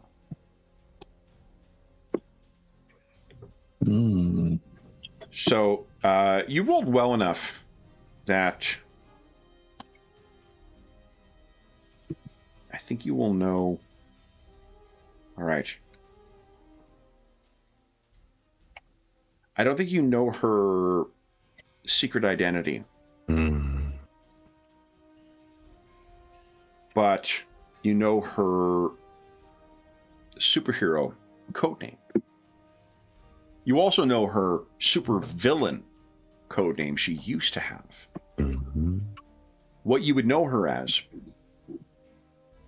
Songbird. A member of the Thunderbolts, an associate of the Avengers, and who used to be known as Screaming Mimi when she was a criminal. She's been a hero for quite some time. Her abilities, her supernatural abilities, relate to sound. She used to be it was like a debilitating decibel kind of scream when she was screaming Mimi. And as Songbird, she had an apparatus that would allow her to manifest solid light kind of constructs based on her sonic powers. You've never known her to be associated with Apocalypse. You've never known her to be associated with the Inhumans specifically. Right. The Thunderbolts were originally a team of villains posing as heroes when the Avengers and the Fantastic Four went missing and the X-Men were on the run. They came back as the heroes. They were secretly villains. And then later the Thunderbolts was turned into a program that's very much like DC's Suicide Squad, where like super villains are tasked to do things and whatnot. She's been part of both iterations of the Thunderbolts. But what the hell is she doing here at the top of Adelan, encased in celestial metal? Seriously. You guys do have defaults, I think, of comms. Like, you would have redundancies. These suits have traditional comm units. So if you wish to speak to one another, you could do that. Remy, give us a vigilance check as you're looking around the refugee camp. Absolutely. Please. Oof. Not great. Now, let's talk about karma, guys. Remember, you can spend a point of karma to roll edge on a roll. Yes, I will do that. Okay. Let's go for the center one just because. Just Hey, get a fantastic I have result. all good luck today. Here's the downside. Remember, if you don't succeed in the roll, though, that becomes a fantastic failure. Oh. I think Lady Luck is on my side. You are fairly... So what you can tell is, as far as you can tell, it's a park. So there's like dirt and dust and whatnot that is in here too. This is not a sterile environment. But even looking in places where you would expect to find it, like in chairs or in beds or things like that. No dust. Not what you found when you were looking around Ashomia. That is, one worry satisfied, but he's looking around at these teepees and other tents that are put up, and you said they didn't match anything that we known from Earth, and he's wondering, do they match the deviants cultures that they were exploring? Because he's got a sneaking suspicion that maybe they mixed up here somehow and were fleeing something. You could give us a logic check. Do you have a trait you think might apply here? I don't know. Okay, go ahead and give us He's just leaning into that Lady Luck thing. You know what? I'll give you an alternative. Well, no, there you go.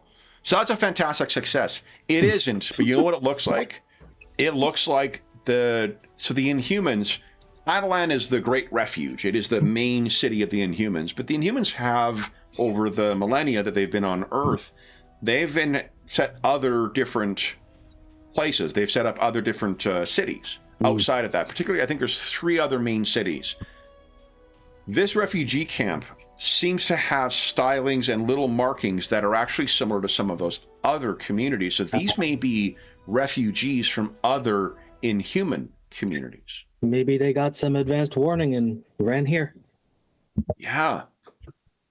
And this Adelan has, even though it's on the moon, it has traditionally been the great refuge of the Inhumans. So it could very well be other members. There's at least 2 different distinct cultures that are within this park that you're looking around. So there's at least 2 communities that sought refuge here. I'm gonna use my comp and say, hey, boss man, this is what I found. Northstar, you've been reminded that the comm units are off, and you're sort of at this thing where Songbird is seemingly frozen in celestial steel. What do you say?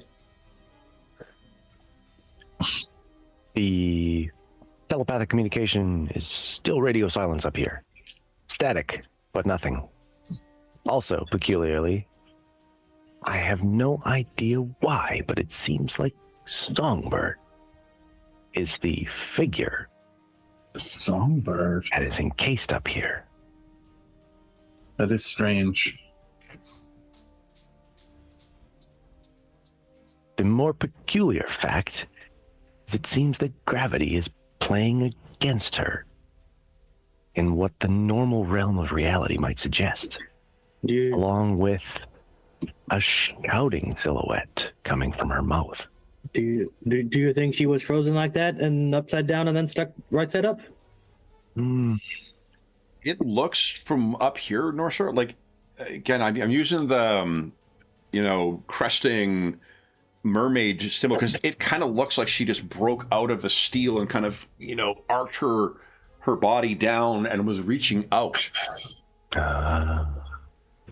If this was turned the other way around, it would almost look like those like Renaissance statues of like exultant angels, but this is reverse, from above coming down. Unfortunately, guys, you do not have much longer to think about it because there's the sound of an explosion. That was not me. Elsewhere in the city.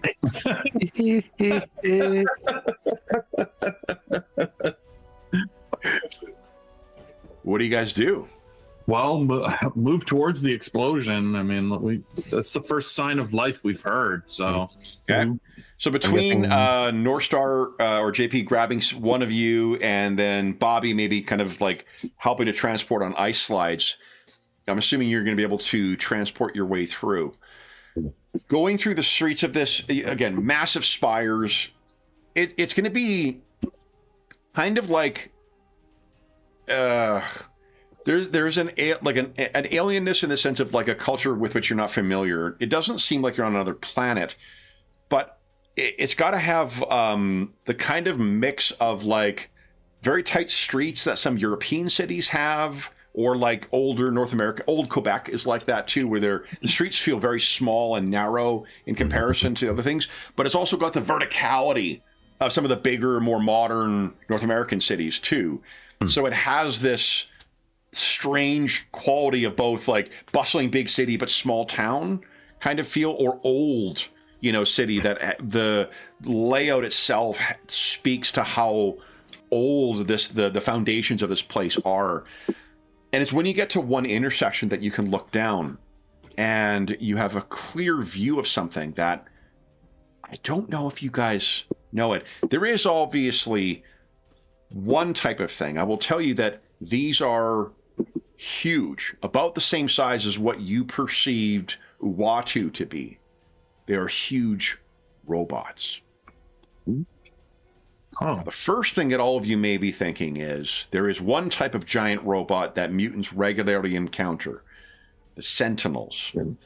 These, thankfully, are not them. But let's see if any of you guys recognize what they are. Would everyone give us another logic check? I think you could use... I don't think superhuman community necessarily applies to this. Let's just see how the dice play out. I'm not a very logical individual. They're not. Yeah, but that's pretty good. Gray. 14 is all you need. Wow, and 17 for not having a good logic, JP. That's awesome. Hot dang. No, you rolled good. Yeah. I got it. So you are the ones. You were the one who actually recognizes this, and I'll tell you why. Well, in part, one of your adventures with Alpha Flight, you used to have a member who was part of your team named Marina. Marina was a woman who had, from the east coast of Canada, who had like yellowed skin and big kind of eyes. She washed up on the shore someday in Newfoundland. She was raised by her families there. She knew she had underwater powers but didn't know where she came from. It turned out she was part of a conquering species, I believe, called the Plodex. And there was a advanced caveman called the Master who controlled is it the Plodex? I may have that wrong. I'll check between now and next session, but she was part of this conquering race. So you've been around interstellar things before, so maybe that's the reason you happen to recognize this. Pop quiz, guys. Do you remember what species created the Inhumans? The Kree? The Kree, correct. One of the other things the Kree did to monitor their things is leave behind sentries. And this, guys... Kree sentries. Kree sentries. Damn purple and blue robots. There are... Let me bring you over. to... here we go. The streets of Adelan. And here we are, guys. I've got you down here. Let me get rid of Colossus.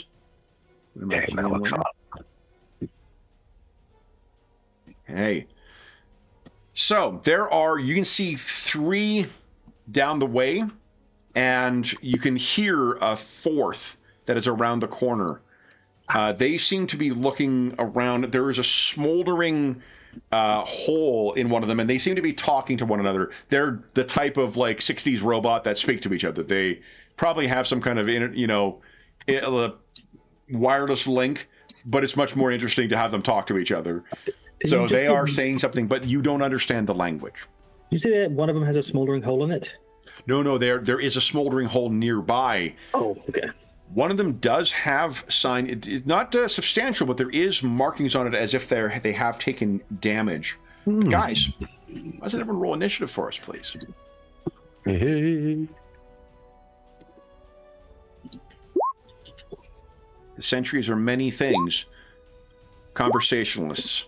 It's not one of those things. Mine did not add it to the turn order. Did you click on your token? I did not. I rolled from the sheet.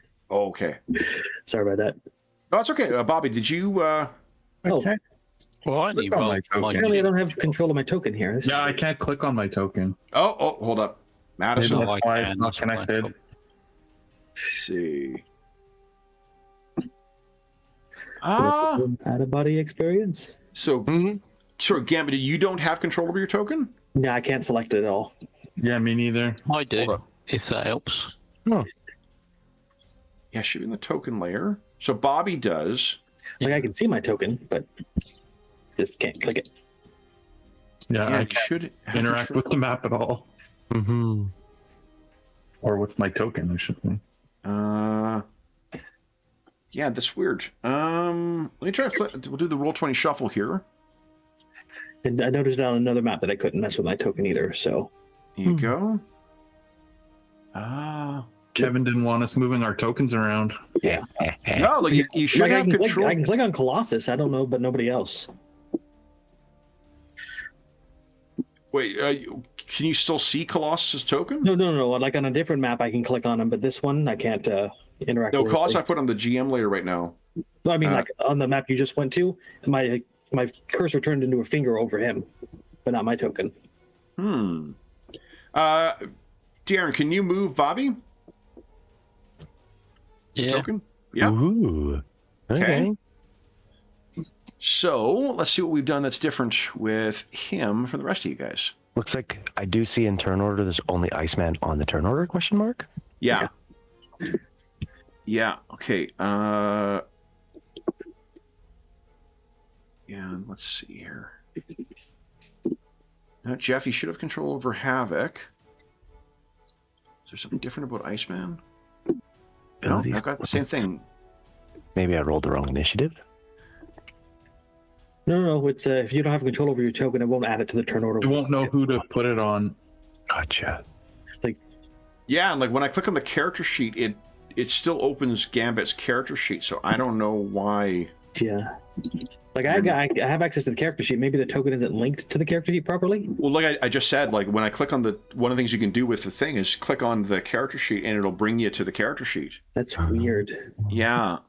So. Because my karma is 3, but my token shows 4, which I don't know. Okay. Maybe you might have to delete the token and just drag me back onto the map. Let me do this here.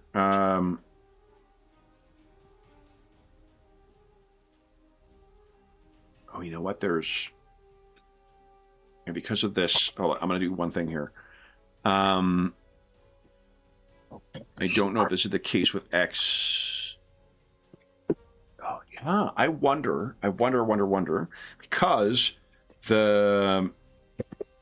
all the ones that you guys are having problems with are ones from the, whatchamacallit, from the X-Men expansion. And there are characters in there. Let me do this. I'm going to change this here. And I'm going to put X Factor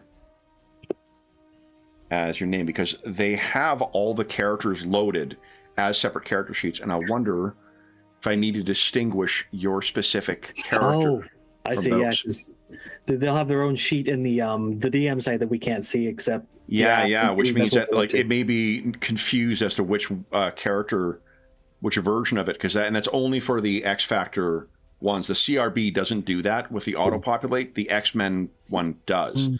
So, and then what I'll do is I'll just change the description of the tokens. Here we go.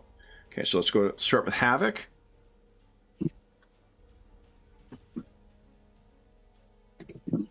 Jeff, can you try moving your token? Yeah, I can already tell that I have a finger over him now. Yeah. Not dog. Oh, damn. And now probably when I click initiative, it will add it to the turn order. There you go. Okay. Oh, And I see what I need to. finally, there we go. All right. Yep. There we go. Yes. Perfect. And then what I'll do is I'll just rename the tokens here so we don't have that X Factor nonsense on there, but I'll just remember to... There we go. Would you like us to reroll initiative or use our old No, it's fine. Well, yeah, reroll. Whether you did better or worse, I'm not fussed. Just go ahead and same. roll. I got the same. Okay. I need to roll for the Sentries. Alrighty. Sure, here. Eh. Hey. Looking good. Now remember, North Star, because of you've got that special ability to take like an extra round too, right? From your super speed. Right. Okay. Need to give me some super speed. 3. Everyone has their gifts.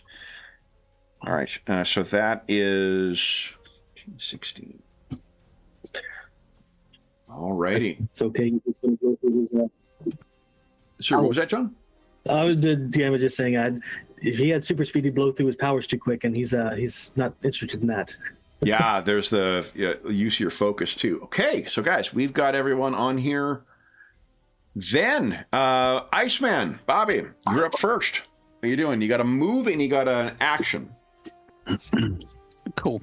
I'm just checking because I got a Marvel on my dice. Do I get an extra action or like a surprise or something? Oh, you do. that a thing? Yep, that's absolutely correct. So I didn't look at what your results were. You will get, I think it's an extra action at the start of your turn. It's just before the round starts, isn't it? You just get. Is it Yeah. a whole action, a whole turn, or is it just one action? Or I can't remember. I think it's just an action, but let me double check here. So anyone gets a fantastic result of their initiative check gets to take a bonus round before it. No, full round. Oh wow! Ooh. Yeah, so Bobby, you're not only up first, you're also, you get a turn before everybody else. No one else will... So the speed on the sheets is that number of squares we're doing? Correct, yeah. Yeah. Okay. And I should have it set up to be the number of squares if you're using your measuring tool.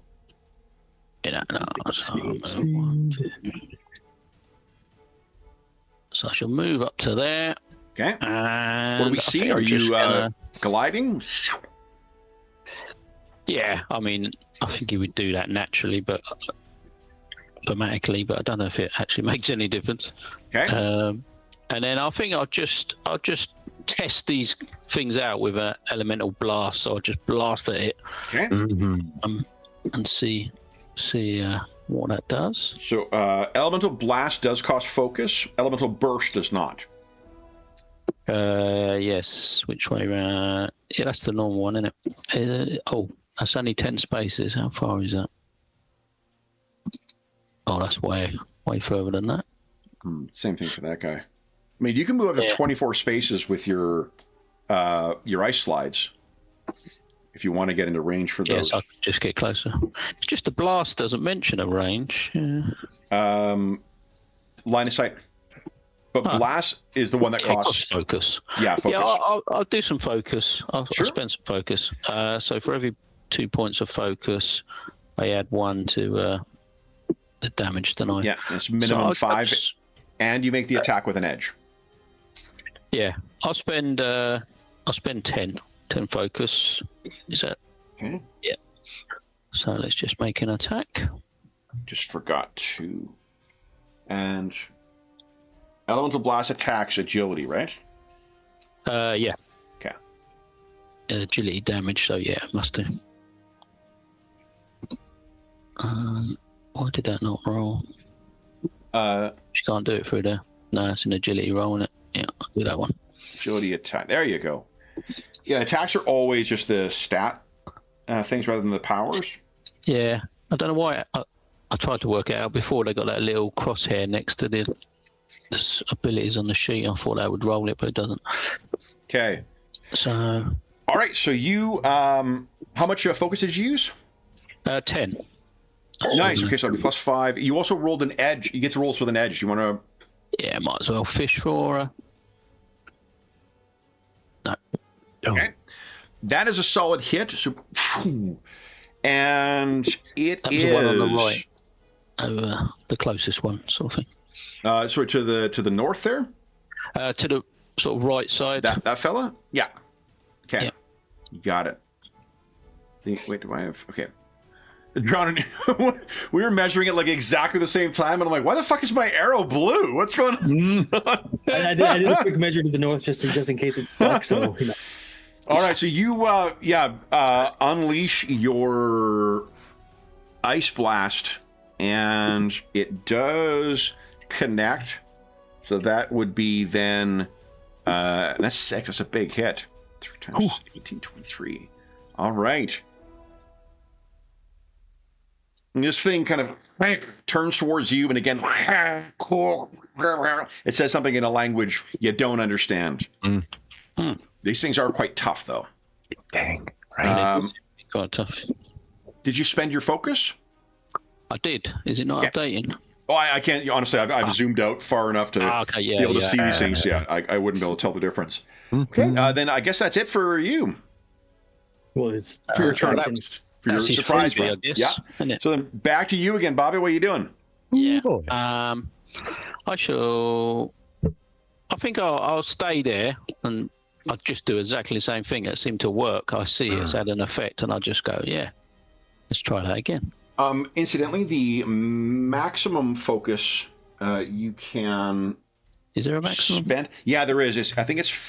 I want to say 5 per rank, but it might be 2 per rank. Let me double check it. Oh, so that would only be 8 then. Well, only I can't remember. Let me just quickly double check here. Okay.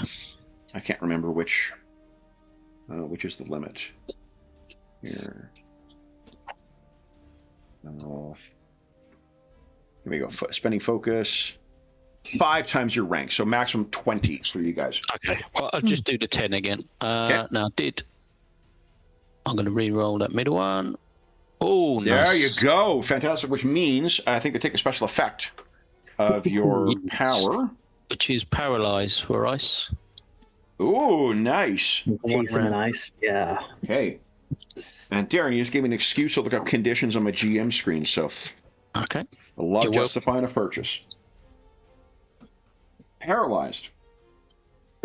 Cannot take move or any actions that require agility or melee, and their agility defense is reduced to 10. So it's actually the same damage. And then yes, okay, cool. So that's good to know. All right. And does that end at the end of their turn? Do you remember how the special? I think it would. I'm just going to double check the powers section. Here we go. Elemental controls. Paralyzed for 1 round. Yeah, everything is 1 round for them. Cool. So if you encase this thing in ice in part. All right. Do you want to move it all, Bobby, or are you staying where you are? I'm going to stay there for now and let everyone sort of move up around me. You got it. Alex, you're up. Okay. Well, I can move forward 5 squares. 1, 2, 3, 4, 5. And I think I am just going to use the elemental burst. Yeah. Oh, wait. They have to be within 10 spaces. Yeah. Chucks. Me too. Oh, yeah. Remember, you can spend karma to recover focus. So if you're concerned about Oh, wearing that down. right. Because, yeah, my character only has 90. Mm-hmm. Yeah, okay, sure. Let's... where's that? Elemental Blast is you get an edge in the attack, and it does +1 damage for every 2 focus you put in, minimum 5. Yeah, so I'll just put 5 in for now. Which one are you blasting? The one that's just sort of straight in front of us here. That fella right there.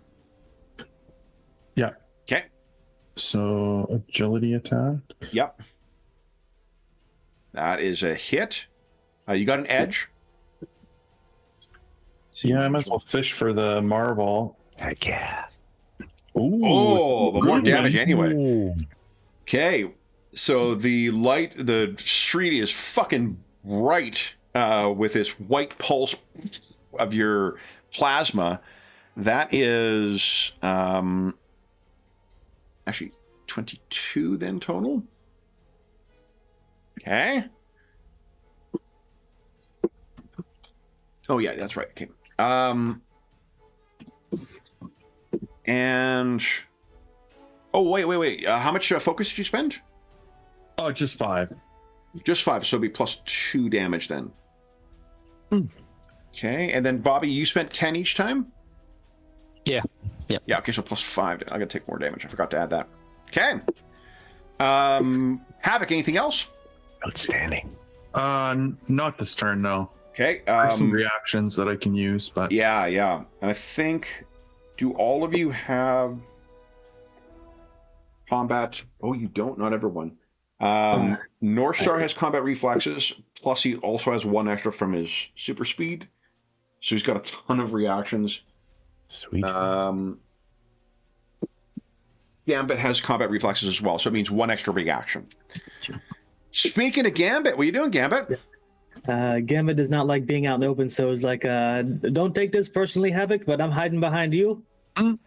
And then I'm going to spend some focus here. Yeah. 10 specifically. And we're going to activate a battle plan. You all get an edge until my next turn. Outstanding. Nice. Focus fire on their weak points. Awesome. Okay, and remember, you can have more than 1 edge on attacks. It's not like advantage in D&D. Anything else, Gambit? Oh, that's a move and an action. All right. So the super speedster is acting last. amazing. Yep, role-playing games. All right, so then these things, I got a couple of these to react. All right, so the one that is, Anna says, I know, I'm going to go.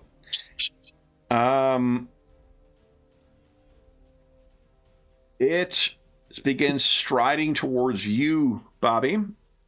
And I want to get within 10 of you. Actually, I can use my... Hold on, this one's frozen, right? So it's paralyzed. The one on the right, yeah. Yeah, so it kind of like shifts underneath the weight of that. And then you see a thing is beginning to pulse in its... like right in the forehead, or what would pass for it. And then there is an explosion. I need to spend 10 focus on this. And let me measure out. There is a pulse that hits you and goes 10 squares out. So I hit everybody within this range. Ooh. Don't like And that. we roll here.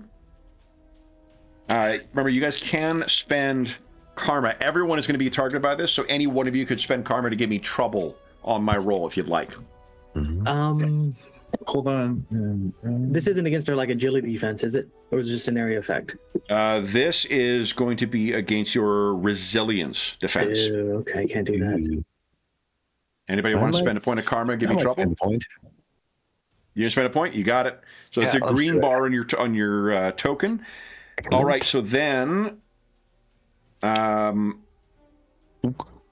anyone who has a resilience defense of 14 or less. Can Kev, sorry. These reactions, as soon as the thing happens, then I can use them. Is that correct? Which reaction are you thinking of? It'll be Well, I easier have to one think of called specific. Scatter. I haven't used a reaction yet. Yeah. I can enemy. click on it. Sorry, I got so many combat things to read here. No, you got a lot, and like between you and Gambit, you got a lot of tactical shit. So yeah, you spend 10 focus So because I've declared a target on Iceman. Yeah. And before you do that, I was thinking I can actually do. I can do my sphere. That's a pretty good, good use of the action economy. We can both use it, or both do it. So Bobby's sphere goes up. So you've got an elemental sphere up right now. Do you want to use like a dot on your token or something to? Because just past use of this ability with other characters, it seems to go up and down. Yep. Okay, so Bobby, we see get your sphere. Then Havoc, you're spending 10. What do we see? Oh, yell scatter! Because he sees the blast coming in. You don't have to tell me twice, and I move 3 squares that way. Okay. Yeah. So, but then you fall prone. Just FYI. That's okay. Yeah. I'll stand up. Okay. So you can move half your speed. Half your speed. Yeah. I was going to say, it's mine only covers 5 spaces. Oh no, it's times my rank in it, so it's massive. Any ally can move away from it half speed and then fall prone. Oh, what do you mean? The sphere. Let me see. Oh, yeah, that's interesting. Let's try that. When you Okay. half speed, holy cow, you can move. I got 24. Hey, Noistar, why don't you carry me around? Jeff played a speedster in our Champions game, so I think he's familiar with the Oh, upside. it's so fun. Yeah, I'm running around the map. Okay. Does it do anything to me, Kev, or no? Do I also fall prone? Well, let me see here. So if Bobby, so the way that Havoc's ability works is that if the If you move, make if the ally becomes an ineligible target, I mean, you guys will still be within. You're going to want to get out of like 10 squares of where Bobby was. Mm-hmm. So like JP is gone. Over there, then maybe. Okay. Right. And then. But do I get to move or no? Or just my allies? Yeah, it looks like it's only allies. Yeah, it's But that's the way I read it. Yeah. Can't I knock him back with my sphere? Let's And see knock here. him out of the area. Well, you can also move. Any unwanted people. You can move up to half your speed away from me. Yeah, you technically could. You can move because you could move if you don't want Alex in there. You could push him out of your sphere. Thinking. So, and then he could push me, and we'd both get out of the way. The trouble is, I don't think. Let's just read the sphere. Is it a stationary thing, or is it? Because it doesn't. It's not like your shield that protects just you. So it's Comprise your element when it's formed. You make an eco check. So 5 spaces times your rank. So 20? it's 20 spaces. You can. Wow. Yeah, I mean, maybe it's better to just do my protection then instead, just to protect myself if Havoc's sort of moving. Yeah. So that's the other option, because that sort of just knocks people out of the way or encloses the people inside and knocks everyone in. Yeah, I'll do the protection then, because that's probably... Because the idea was to knock everyone out of the zone. Yeah, I mean, Sphere could do that. You would be able to knock your allies out of the way. If everyone's sort of running anyway, I can just sort of protect myself. And sort of, while everyone gets out of the way. Okay. So.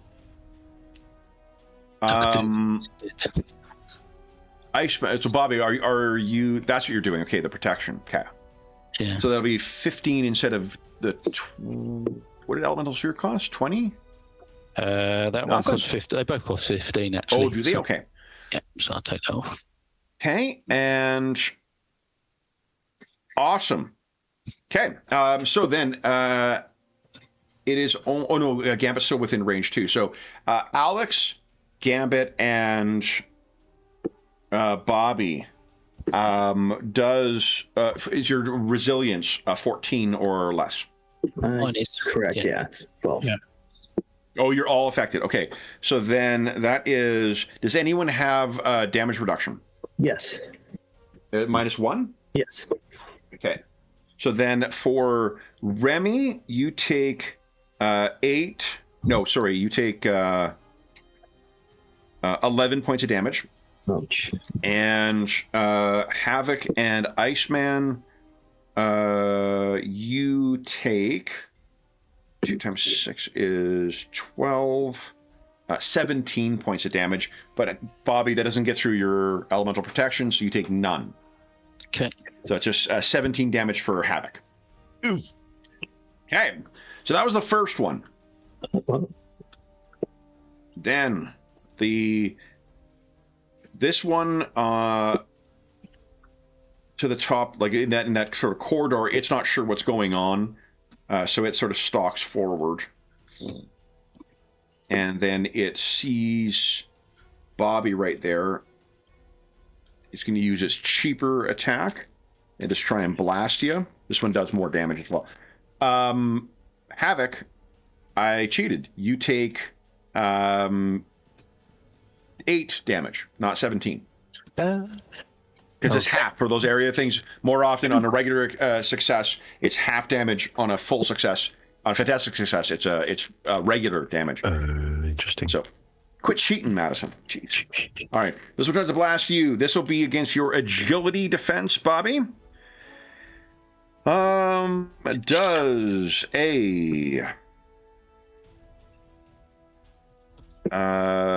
13 hit your agility? No, it's 15 agility. Okay, nice. So it fires this beam at you, and just it does not hit. Another one stalks forward. Damn you robots. I think, Bobby, you're the most notable target right now, so I'm going to go against you. This time I'm going to spend 20. I got an edge on this one. And that'll be a fantastic result. So you could spend a karma to impose trouble. Yeah, will do. Yeah. Okay, let me roll an extra dice. Let's roll this one again. Oh no, I got to double check timing. I'll check that between now and next session for it. Unfortunately, it is... Well, I don't get a fantastic result anymore, but I did get a 6 instead. So, Bobby, that is 36, 38 damage. Now, you don't have a damage buff. Shield goes down, yeah? Yeah, I think it's just that your shield goes down. That's it. More than 30, it destroys the protection, yeah. Yeah. And it says something to you, once again. And then this other one is going to just fly and land to reach where Havoc is. And it's going to try and reach down and grab you, Havoc. What's your melee defense? I've got all your character sheets sitting here. So how about... Kev, don't be lazy. Okay, sorry. Would you like to give me trouble on my attack? Sure. To be 1 karma. Is the karma when does it refresh? Typically overnight. We've been giving it out like once every hour or half hour. Okay. I can't remember. You guys haven't spent any so far. Oh, all right. So okay. So it does an 18 hit you? Melee defense. Oh yeah, easily. So he's grabbed you in his robot grip, and there is as a reaction, I'm going to spend karma or focus here, and this will be against your resilience, and it's a hit, not a crit. You take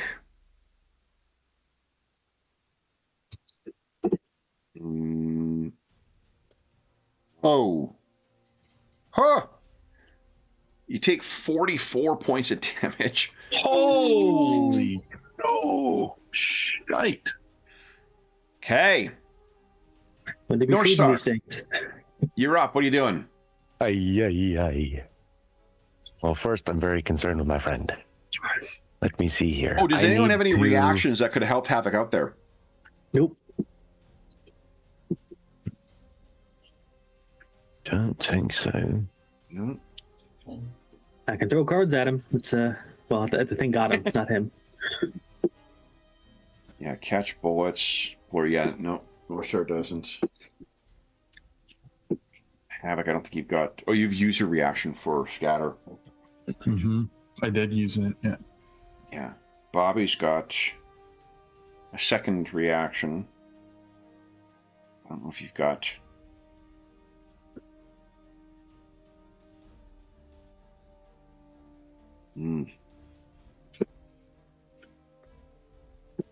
Yes, you need to be the target for many of your abilities. Yeah, it's when I'm attacked. Nuts. Okay. Sorry, North Star, what is... Now, because I'm prone, is that my move action to get back up? Good question. You can fly, can't you? Yeah, I think you can fly. Let's see. Be kind of odd if you couldn't get up from prone and not fly. I think it's more a matter of like resituating yourself though, because you're not flying ass forward, right? Sounds kind of stylish. It costs a prone character one space of movement to stand up. So basically, to reorient yourself, you just one. I know a huge sacrifice for you, North Star. Oh, I know, my goodness. I don't know what I'm going to do with myself. Don't forget, you got edge on every attack because of my plan thing. So Fabulous. Now, I was trying to see if my dazzle can do... If I gain a success, I can blind the enemy that's currently affecting Havoc at the moment, but I'm curious to hear if that's useful or if he just can't see and he's still going to keep swinging and do damage. So the blinded was grabbed him right now. Blinding is they have trouble on all actions that require sight, and enemies have an edge on all attacks against the target. Okay. And the character's speed is halved. Gotcha. That, or I tried to damage with elemental barrage. You also, because of lightning actions, you have one extra standard action and one extra reaction each turn. And additionally, you can turn your Marvel die to a fantastic success when making an initiative check. So why don't you just take 2 rounds of actions as well, because we forgot to do that during the surprise. Okay. Then, I got to move here. You also have an edge on all melee attacks because of your blazing fast fists. So that means with Gambit's help, you'll have 2 edges. So if you wanted to try and like soften up that one that is grabbing Havoc, you've got lots of damage you could potentially do. Oopsies, too many. So, and melee is within 1 space? 1 space, yeah. Okay. Let's see. Can I hit him with Dazzle first, and then next round I will jump so over you're and going to hit Blazing Fists? with the... You actually take a second action. You have a total of 4 standard actions you could take. Ooh, okay. Because we forgot to do your initiative one when you would have had 2, and we got your end of the turn this one where you got 2. So yeah, let's start with your Dazzle. So all right, beat the ever-living hell out of him. Dazzle uses Ego, so go ahead and make an Ego attack. Dazzle with an Ego. Let's take it for a spin. Ooh, fireworks. Ego. With damage, sorry? With damage, yeah. Yeah, okay. 19. You've overloaded its optic sensors. So blue... No, that's always that. What are we going to do here? Blind will be... I guess that? No. You're dazzled. Yellow. Okay, so it is... Ending. blinded for 1 turn. What's your second standard action? Second. We are going to do that. Okay. And So you need to be adjacent to it for you to attack. It can attack from 1 away because it's got reach, but you need to be like right next to it if you want to melee. excellent.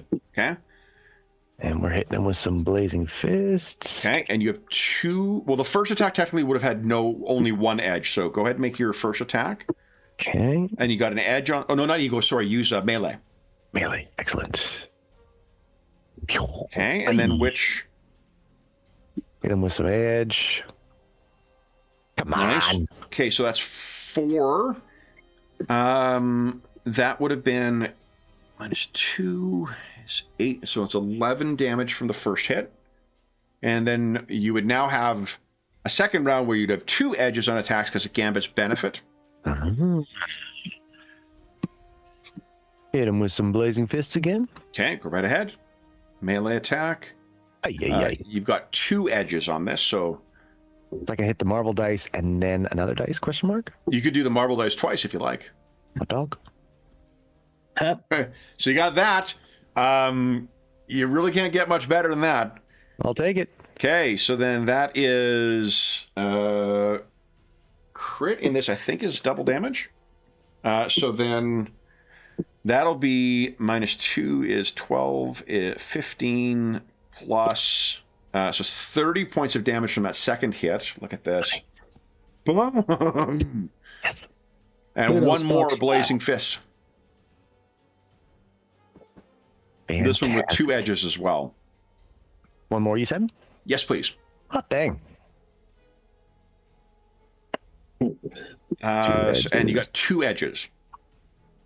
Number 1. Number 2. All right. It's inching its way up. That's 8. That's 11 more damage. Okay. All right.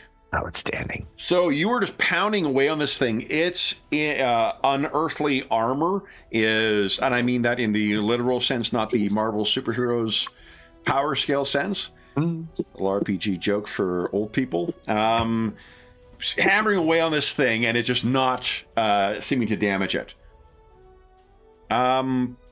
Then, end of the round, top of the round. Bobby, what are you doing? Okay, yeah, he thinks we're getting a little bit outnumbered here, so he's going to throw up a elemental prison. Love it. So I pick a space, say, sort of somewhere where I'm pinging there, and anything within 20. So I would include the one that's got Havoc because we want to basically concentrate on him while these other 3 are imprisoned, is the idea. So I've got to make an ego check, I believe. Okay. Unfortunately, the agility defense is dog shit for these giant robots. Okay. Unfortunately, are they paralyzed? Sorry, what was that? Are they paralyzed? Is that what the? No, they have to try and break out of it, basically. Oh, cool. So okay. They have to make an attack against as if I had elemental protection. They're trying to break out of the ice barrier. And don't forget, you get an edge on this for my plan. Yeah, I'll roll that. I don't know if it'll make any difference, but fantastic success will always make a difference. It looks like. Yeah. Oh, Okay, that's true. so. Yeah.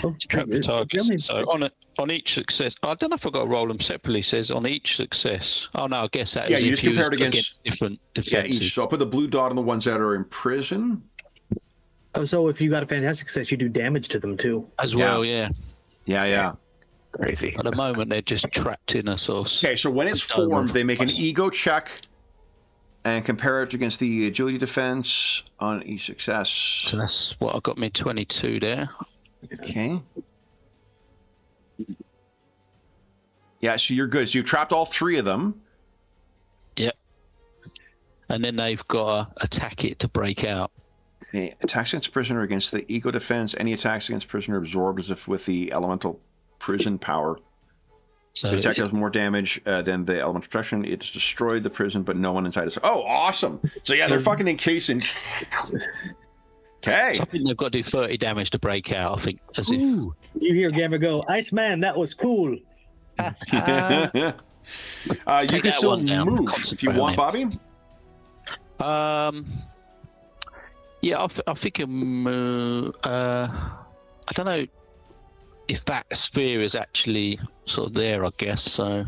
I think it'll move over here just to sort of stand. If they do come out of it, he's going to sort of stand in the way a bit. Yeah. Let me spend me focus. Alex.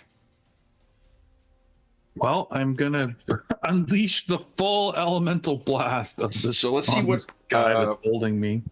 Man, it is so nice having the conditions on the sheet here on the GM screen. Okay, so grab. You can't move. Yeah, anyone making an attack against the entangled character has trouble.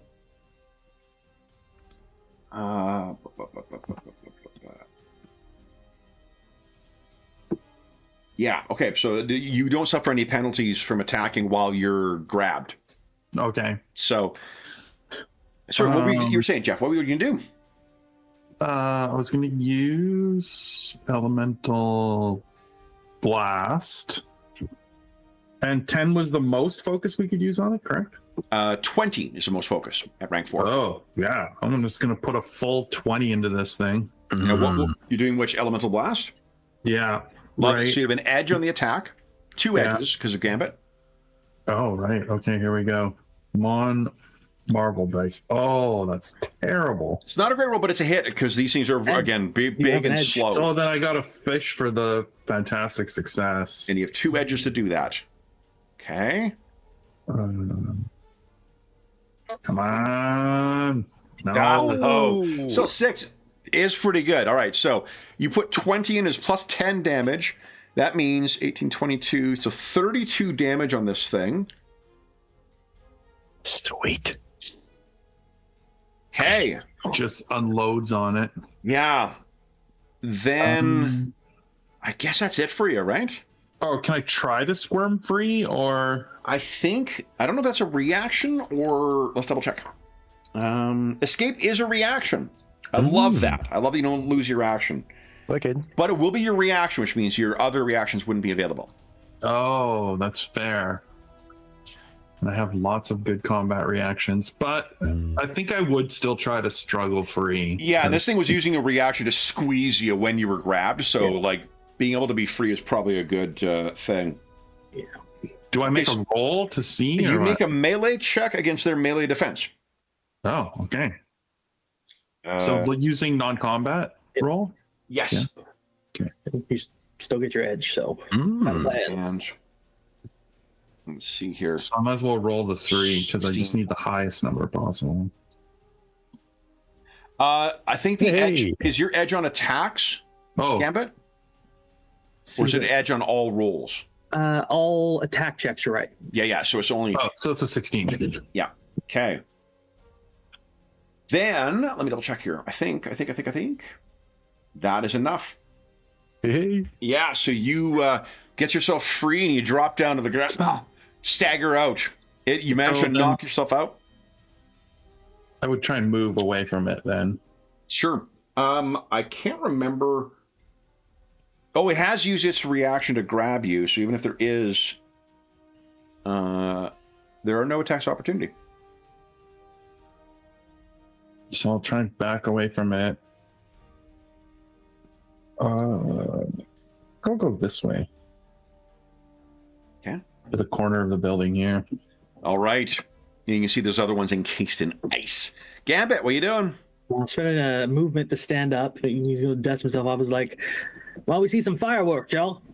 Okay. And then he is going to pull out one of his cards and throw an elemental burst at the thing. He's nice. Like, stay away from its big. Hey. Anything? Does your plan give you edge, or is it only allies? It's only until the beginning of my next turn, so that's gone. So.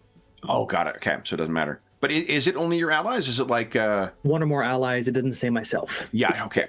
So it's like Havoc's thing. Yeah. And then, all right. And I can use Battle Infusion for free, which I will be doing. Okay. Well, Battle Infusion, I think, is more like melee stuff, right? or is it? It uses my cards, so my cards are like throwing knives. Oh. Right. Battle infusion, which is or elemental infusion. There it is. Okay, so Handheld weapon. yeah, 5. Oh yeah, right. Because it's for free when you're using your cards. Yeah. Oh yeah, right. So you get the special effect of your energy. Awesome. Yeah. Love it. Okay. Go ahead and make your attack. It's agility, I think. I did. Yeah. I got a 16 to hit it. Oof. That is a hit. You only rolled a 4 on the damage on your marble die, though. I spend a karma to To get an edge. Yeah. might as well boost it while I can. Heck yeah. Let's try. Okay. Come on, big money. So I want my Marvel dice higher. Is that what it's? Yes, because looking that's for? what dictates damage. There you Hey, go. Lady Luck is Beautiful. on my side. And it's a Ooh. fantastic success, so it's double damage Oh, and fantastic success triggers something with. for the special effect of your. Yeah, it's a force effect. Enemy has trouble for 1 round. Beautiful. Okay. And then he's gonna move a little bit. I'm gonna get Well, some hold on, let me just do distance the here damage so on they this thing don't first. Blast me. So that is 2, so it's 3, 18, 23, 46 damage on this thing. Ooh. And it is okay. Dang. Huge explosion. Then it is these things' turn. So first, let's see if the other ones are going to try and smash the prisons. So actually, I can just roll. Oh, it's got to be against your ego defense, doesn't it, Bobby? Yep. Which is a 16. Okay. It is. Yep. Okay, so I need a 9. Okay, so the one down here explodes out. Fucking 2 marble die. The one up top explodes out. I think if one does it, I think it destroys the whole prison. I think. I think it isn't it for each. I think it's for It just says if an attack does more damage, then it destroys the prison. So I think that might shatter the whole Oh, thing. good question. Take a Because I look think at it's one dome rather than individual, if you know what I mean. Oh yeah. Let's take a look at the. I don't think I can do anything about that. I wonder if it clarified it. In there, let's see. The only thing I was thinking was making you re-roll one of your attacks just to reduce the damage. Yeah, you could do that. I'll happily spend a karma to try and. It still breaks out. The melee damage from these things is quite high. Okay, let's see here. Iron Bolt. Here we go. Telekinetic attack. Stealth steps. Doesn't say anything in there, and I've copied the full text into your cheat sheets for these. Yeah, I mean that's what it says there. Yeah. Let's see. Because like narratively, I could see how I would have each individual things. In a prison. So it does reference one prison. And it says if it's does more damage than the attacker's protection power can sustain it. That destroys the prison. No one inside is harmed. So it sort of sounds like so it must be that like same. one attack will free everybody. Yeah, It's also unfortunately. it's a free. It also doesn't cost any focus, so that'd be a pretty powerful. Sorry, it does. Oh, it does to cast it. It cost me, Oh, same as the elemental protection power, yeah. Well, it costs 15 to cast it, but that's fine. If an attack does more damage than the elemental protection power can sustain, destroys the no one inside is harmed. Okay. Yeah, I think you're right. I think it's like once one breaks out, it breaks them all out. Yeah.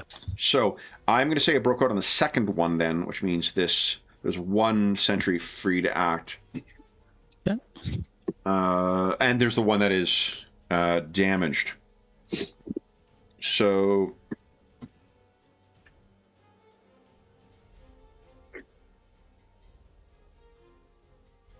The one that is next to near you guys, the one that that Havoc just got out of, it is going to raise its foot up and slam down in a ground-shaking stomp. Ooh. So that, ooh. Is it against agility? It is against agility, yeah. I'm going to use my slow motion dodge. Okay. Where is it? Reaction. Is that, oh, I think it's only against ranged attacks, though. Enemy makes an attack against a character's agility defense. Oh, yeah, awesome. Okay. I'm going to impose trouble on the attack. Hell yes. Good call. How many troubles can we stack? As many as you want. Because I've got blur, you are attacked, cost me 5 focus, and enemy gains trouble. Yeah, if you want to do that, do it. He's got trouble as well, isn't he? From He's got trouble as well from the... Yeah. Triple trouble. Okay, so trouble. that would have been better.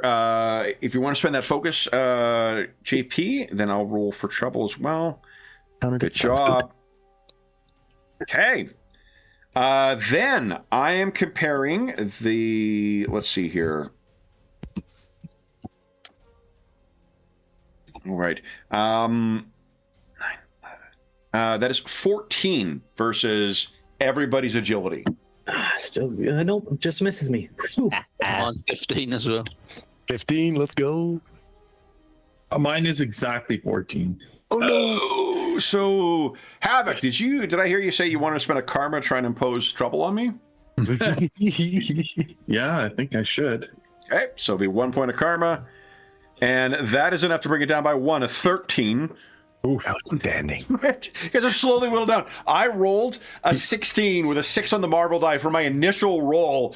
At the end of it, I've got a 9. I imagine the Gambit's voice is lost and stuff. He's going, jump! Yeah. And there's this shockwave that goes out from the stomp.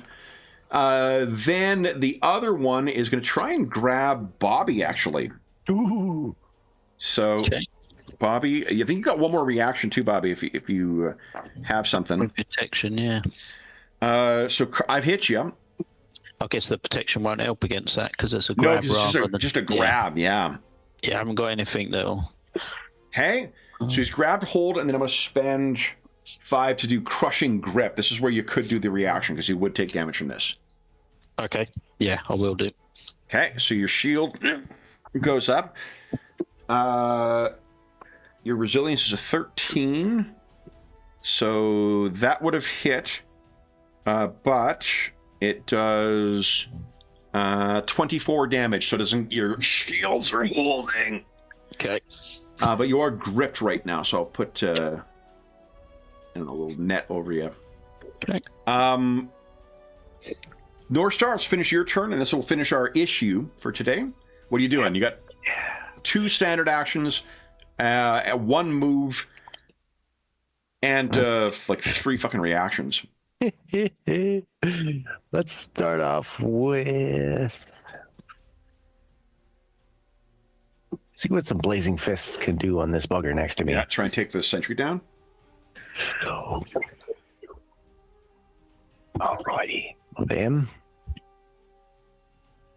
Solid. You have an edge on that because you've always got an edge on melee attacks. Mm-hmm. Okay. Nice. Okay, so that is 11 damage. 1 more standard action. Alrighty, let's see here. It's very nearly down. Hey, maker. Elemental Barrage cost me 15. Wow. That's that's an area effect. Drop it there.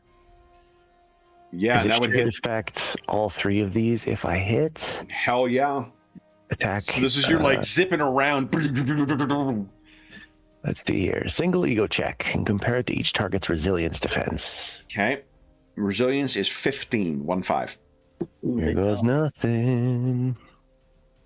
Huzzah! There you go, to 5. Wowzers. All right, so Barrage does, you didn't get a fantastic success, so it's half damage. But that's after we do the armor and whatnot. So that'll be 15, 21 divided by 2, so 10 points of damage to each. North Star, we see you zipping back and forth between these, battering each of them. And the first one that grabbed Havoc explodes out the side, falls to the ground because you guys have defeated your first Kree sentry. Now that's a show. You have a move still, North Star, if you'd like. Outstanding. Oh, did you spend your focus for that too? Oh, thank you. We are at 65. Wink. And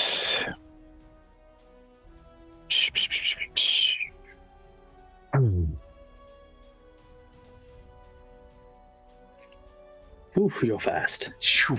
Okay. So as you're studying the battlefield, North Star, you very briefly see something. uh-oh. Between two of the spires of Atalan, someone, it appears, has been observing the fight, held aloft by the jump jets at the side of its waist in this figure's power armor. Oh no. It appears that Victor Von Doom has come to Atalan. Oh no. And that is our last panel for the session, guys. So we will head back to our main page and make the outros. So we're a couple minutes over here. I'll That's wrap fine. up quickly. That was No fun. stress. Outstanding. All right, then. First off, for those listening at home, thank you so much for joining us for part 2, chapter 2 of the Book of Death in our Apocalypse Agenda series. As is always the case, if you have any comments, questions, or concerns regarding the session, the campaign, or the game we're playing, please don't hesitate to leave a comment in the comment section down below, and I'll endeavor to reply in a timely fashion. There's also a link down below to the Dungeon Musings Discord server, where all of us are active, and we have channels there dedicated to most of the games we have on the channel. Not this one, but there's an assorted games channel. There's also a link, there's also, I should say, channels on there for Find a Group, GM discussion, virtual tabletop chat. There's a terrific, helpful, knowledgeable, and friendly community over there. You're more than welcome to join us. There's also a link down below to I got to update these tokens too, hey? Iceman's is the only one that's updated. I'll make sure to do that between now and next session. I'll get those X Factor ones done. There's also a, let's see here. I was looking, I'm like, how come everyone's in such good health right now? What the? I could have sworn I beat the living piss out of you. Oh. There's no evidence. There's also a link in the description of the video to our friends at Noble Knight Games. Noble Knight Games is the preeminent unionized retailer of hard-to-find and out-of-print RPGs in North America. Not only do they have an incredible selection of new role-playing games, board games, and card games, they have an unmatched selection of hard-to-find and out-of-print RPGs. If they don't have something in stock you're looking for, you can put it on a want list. They'll send you an email when it comes in. And if you make a purchase of $10 or more through their website, be sure to enter the code NOBLEDM. So listen to the video, all caps, all one word. It'll save you 10% on any purchase of $10 or more through their website. That discount code will change as of March 15, 2026. So if you're listening to this after that time, just come back to one of our more recent videos. You'll see what the discount code is there. The last thing I will say is an enormous thank you to the members of Uncanny X Factor. So John, Darren, Jaden, and Jeffrey, thank you so much for playing today, guys. Congratulations on piercing the celestial dome, revealing more of the mysteries within.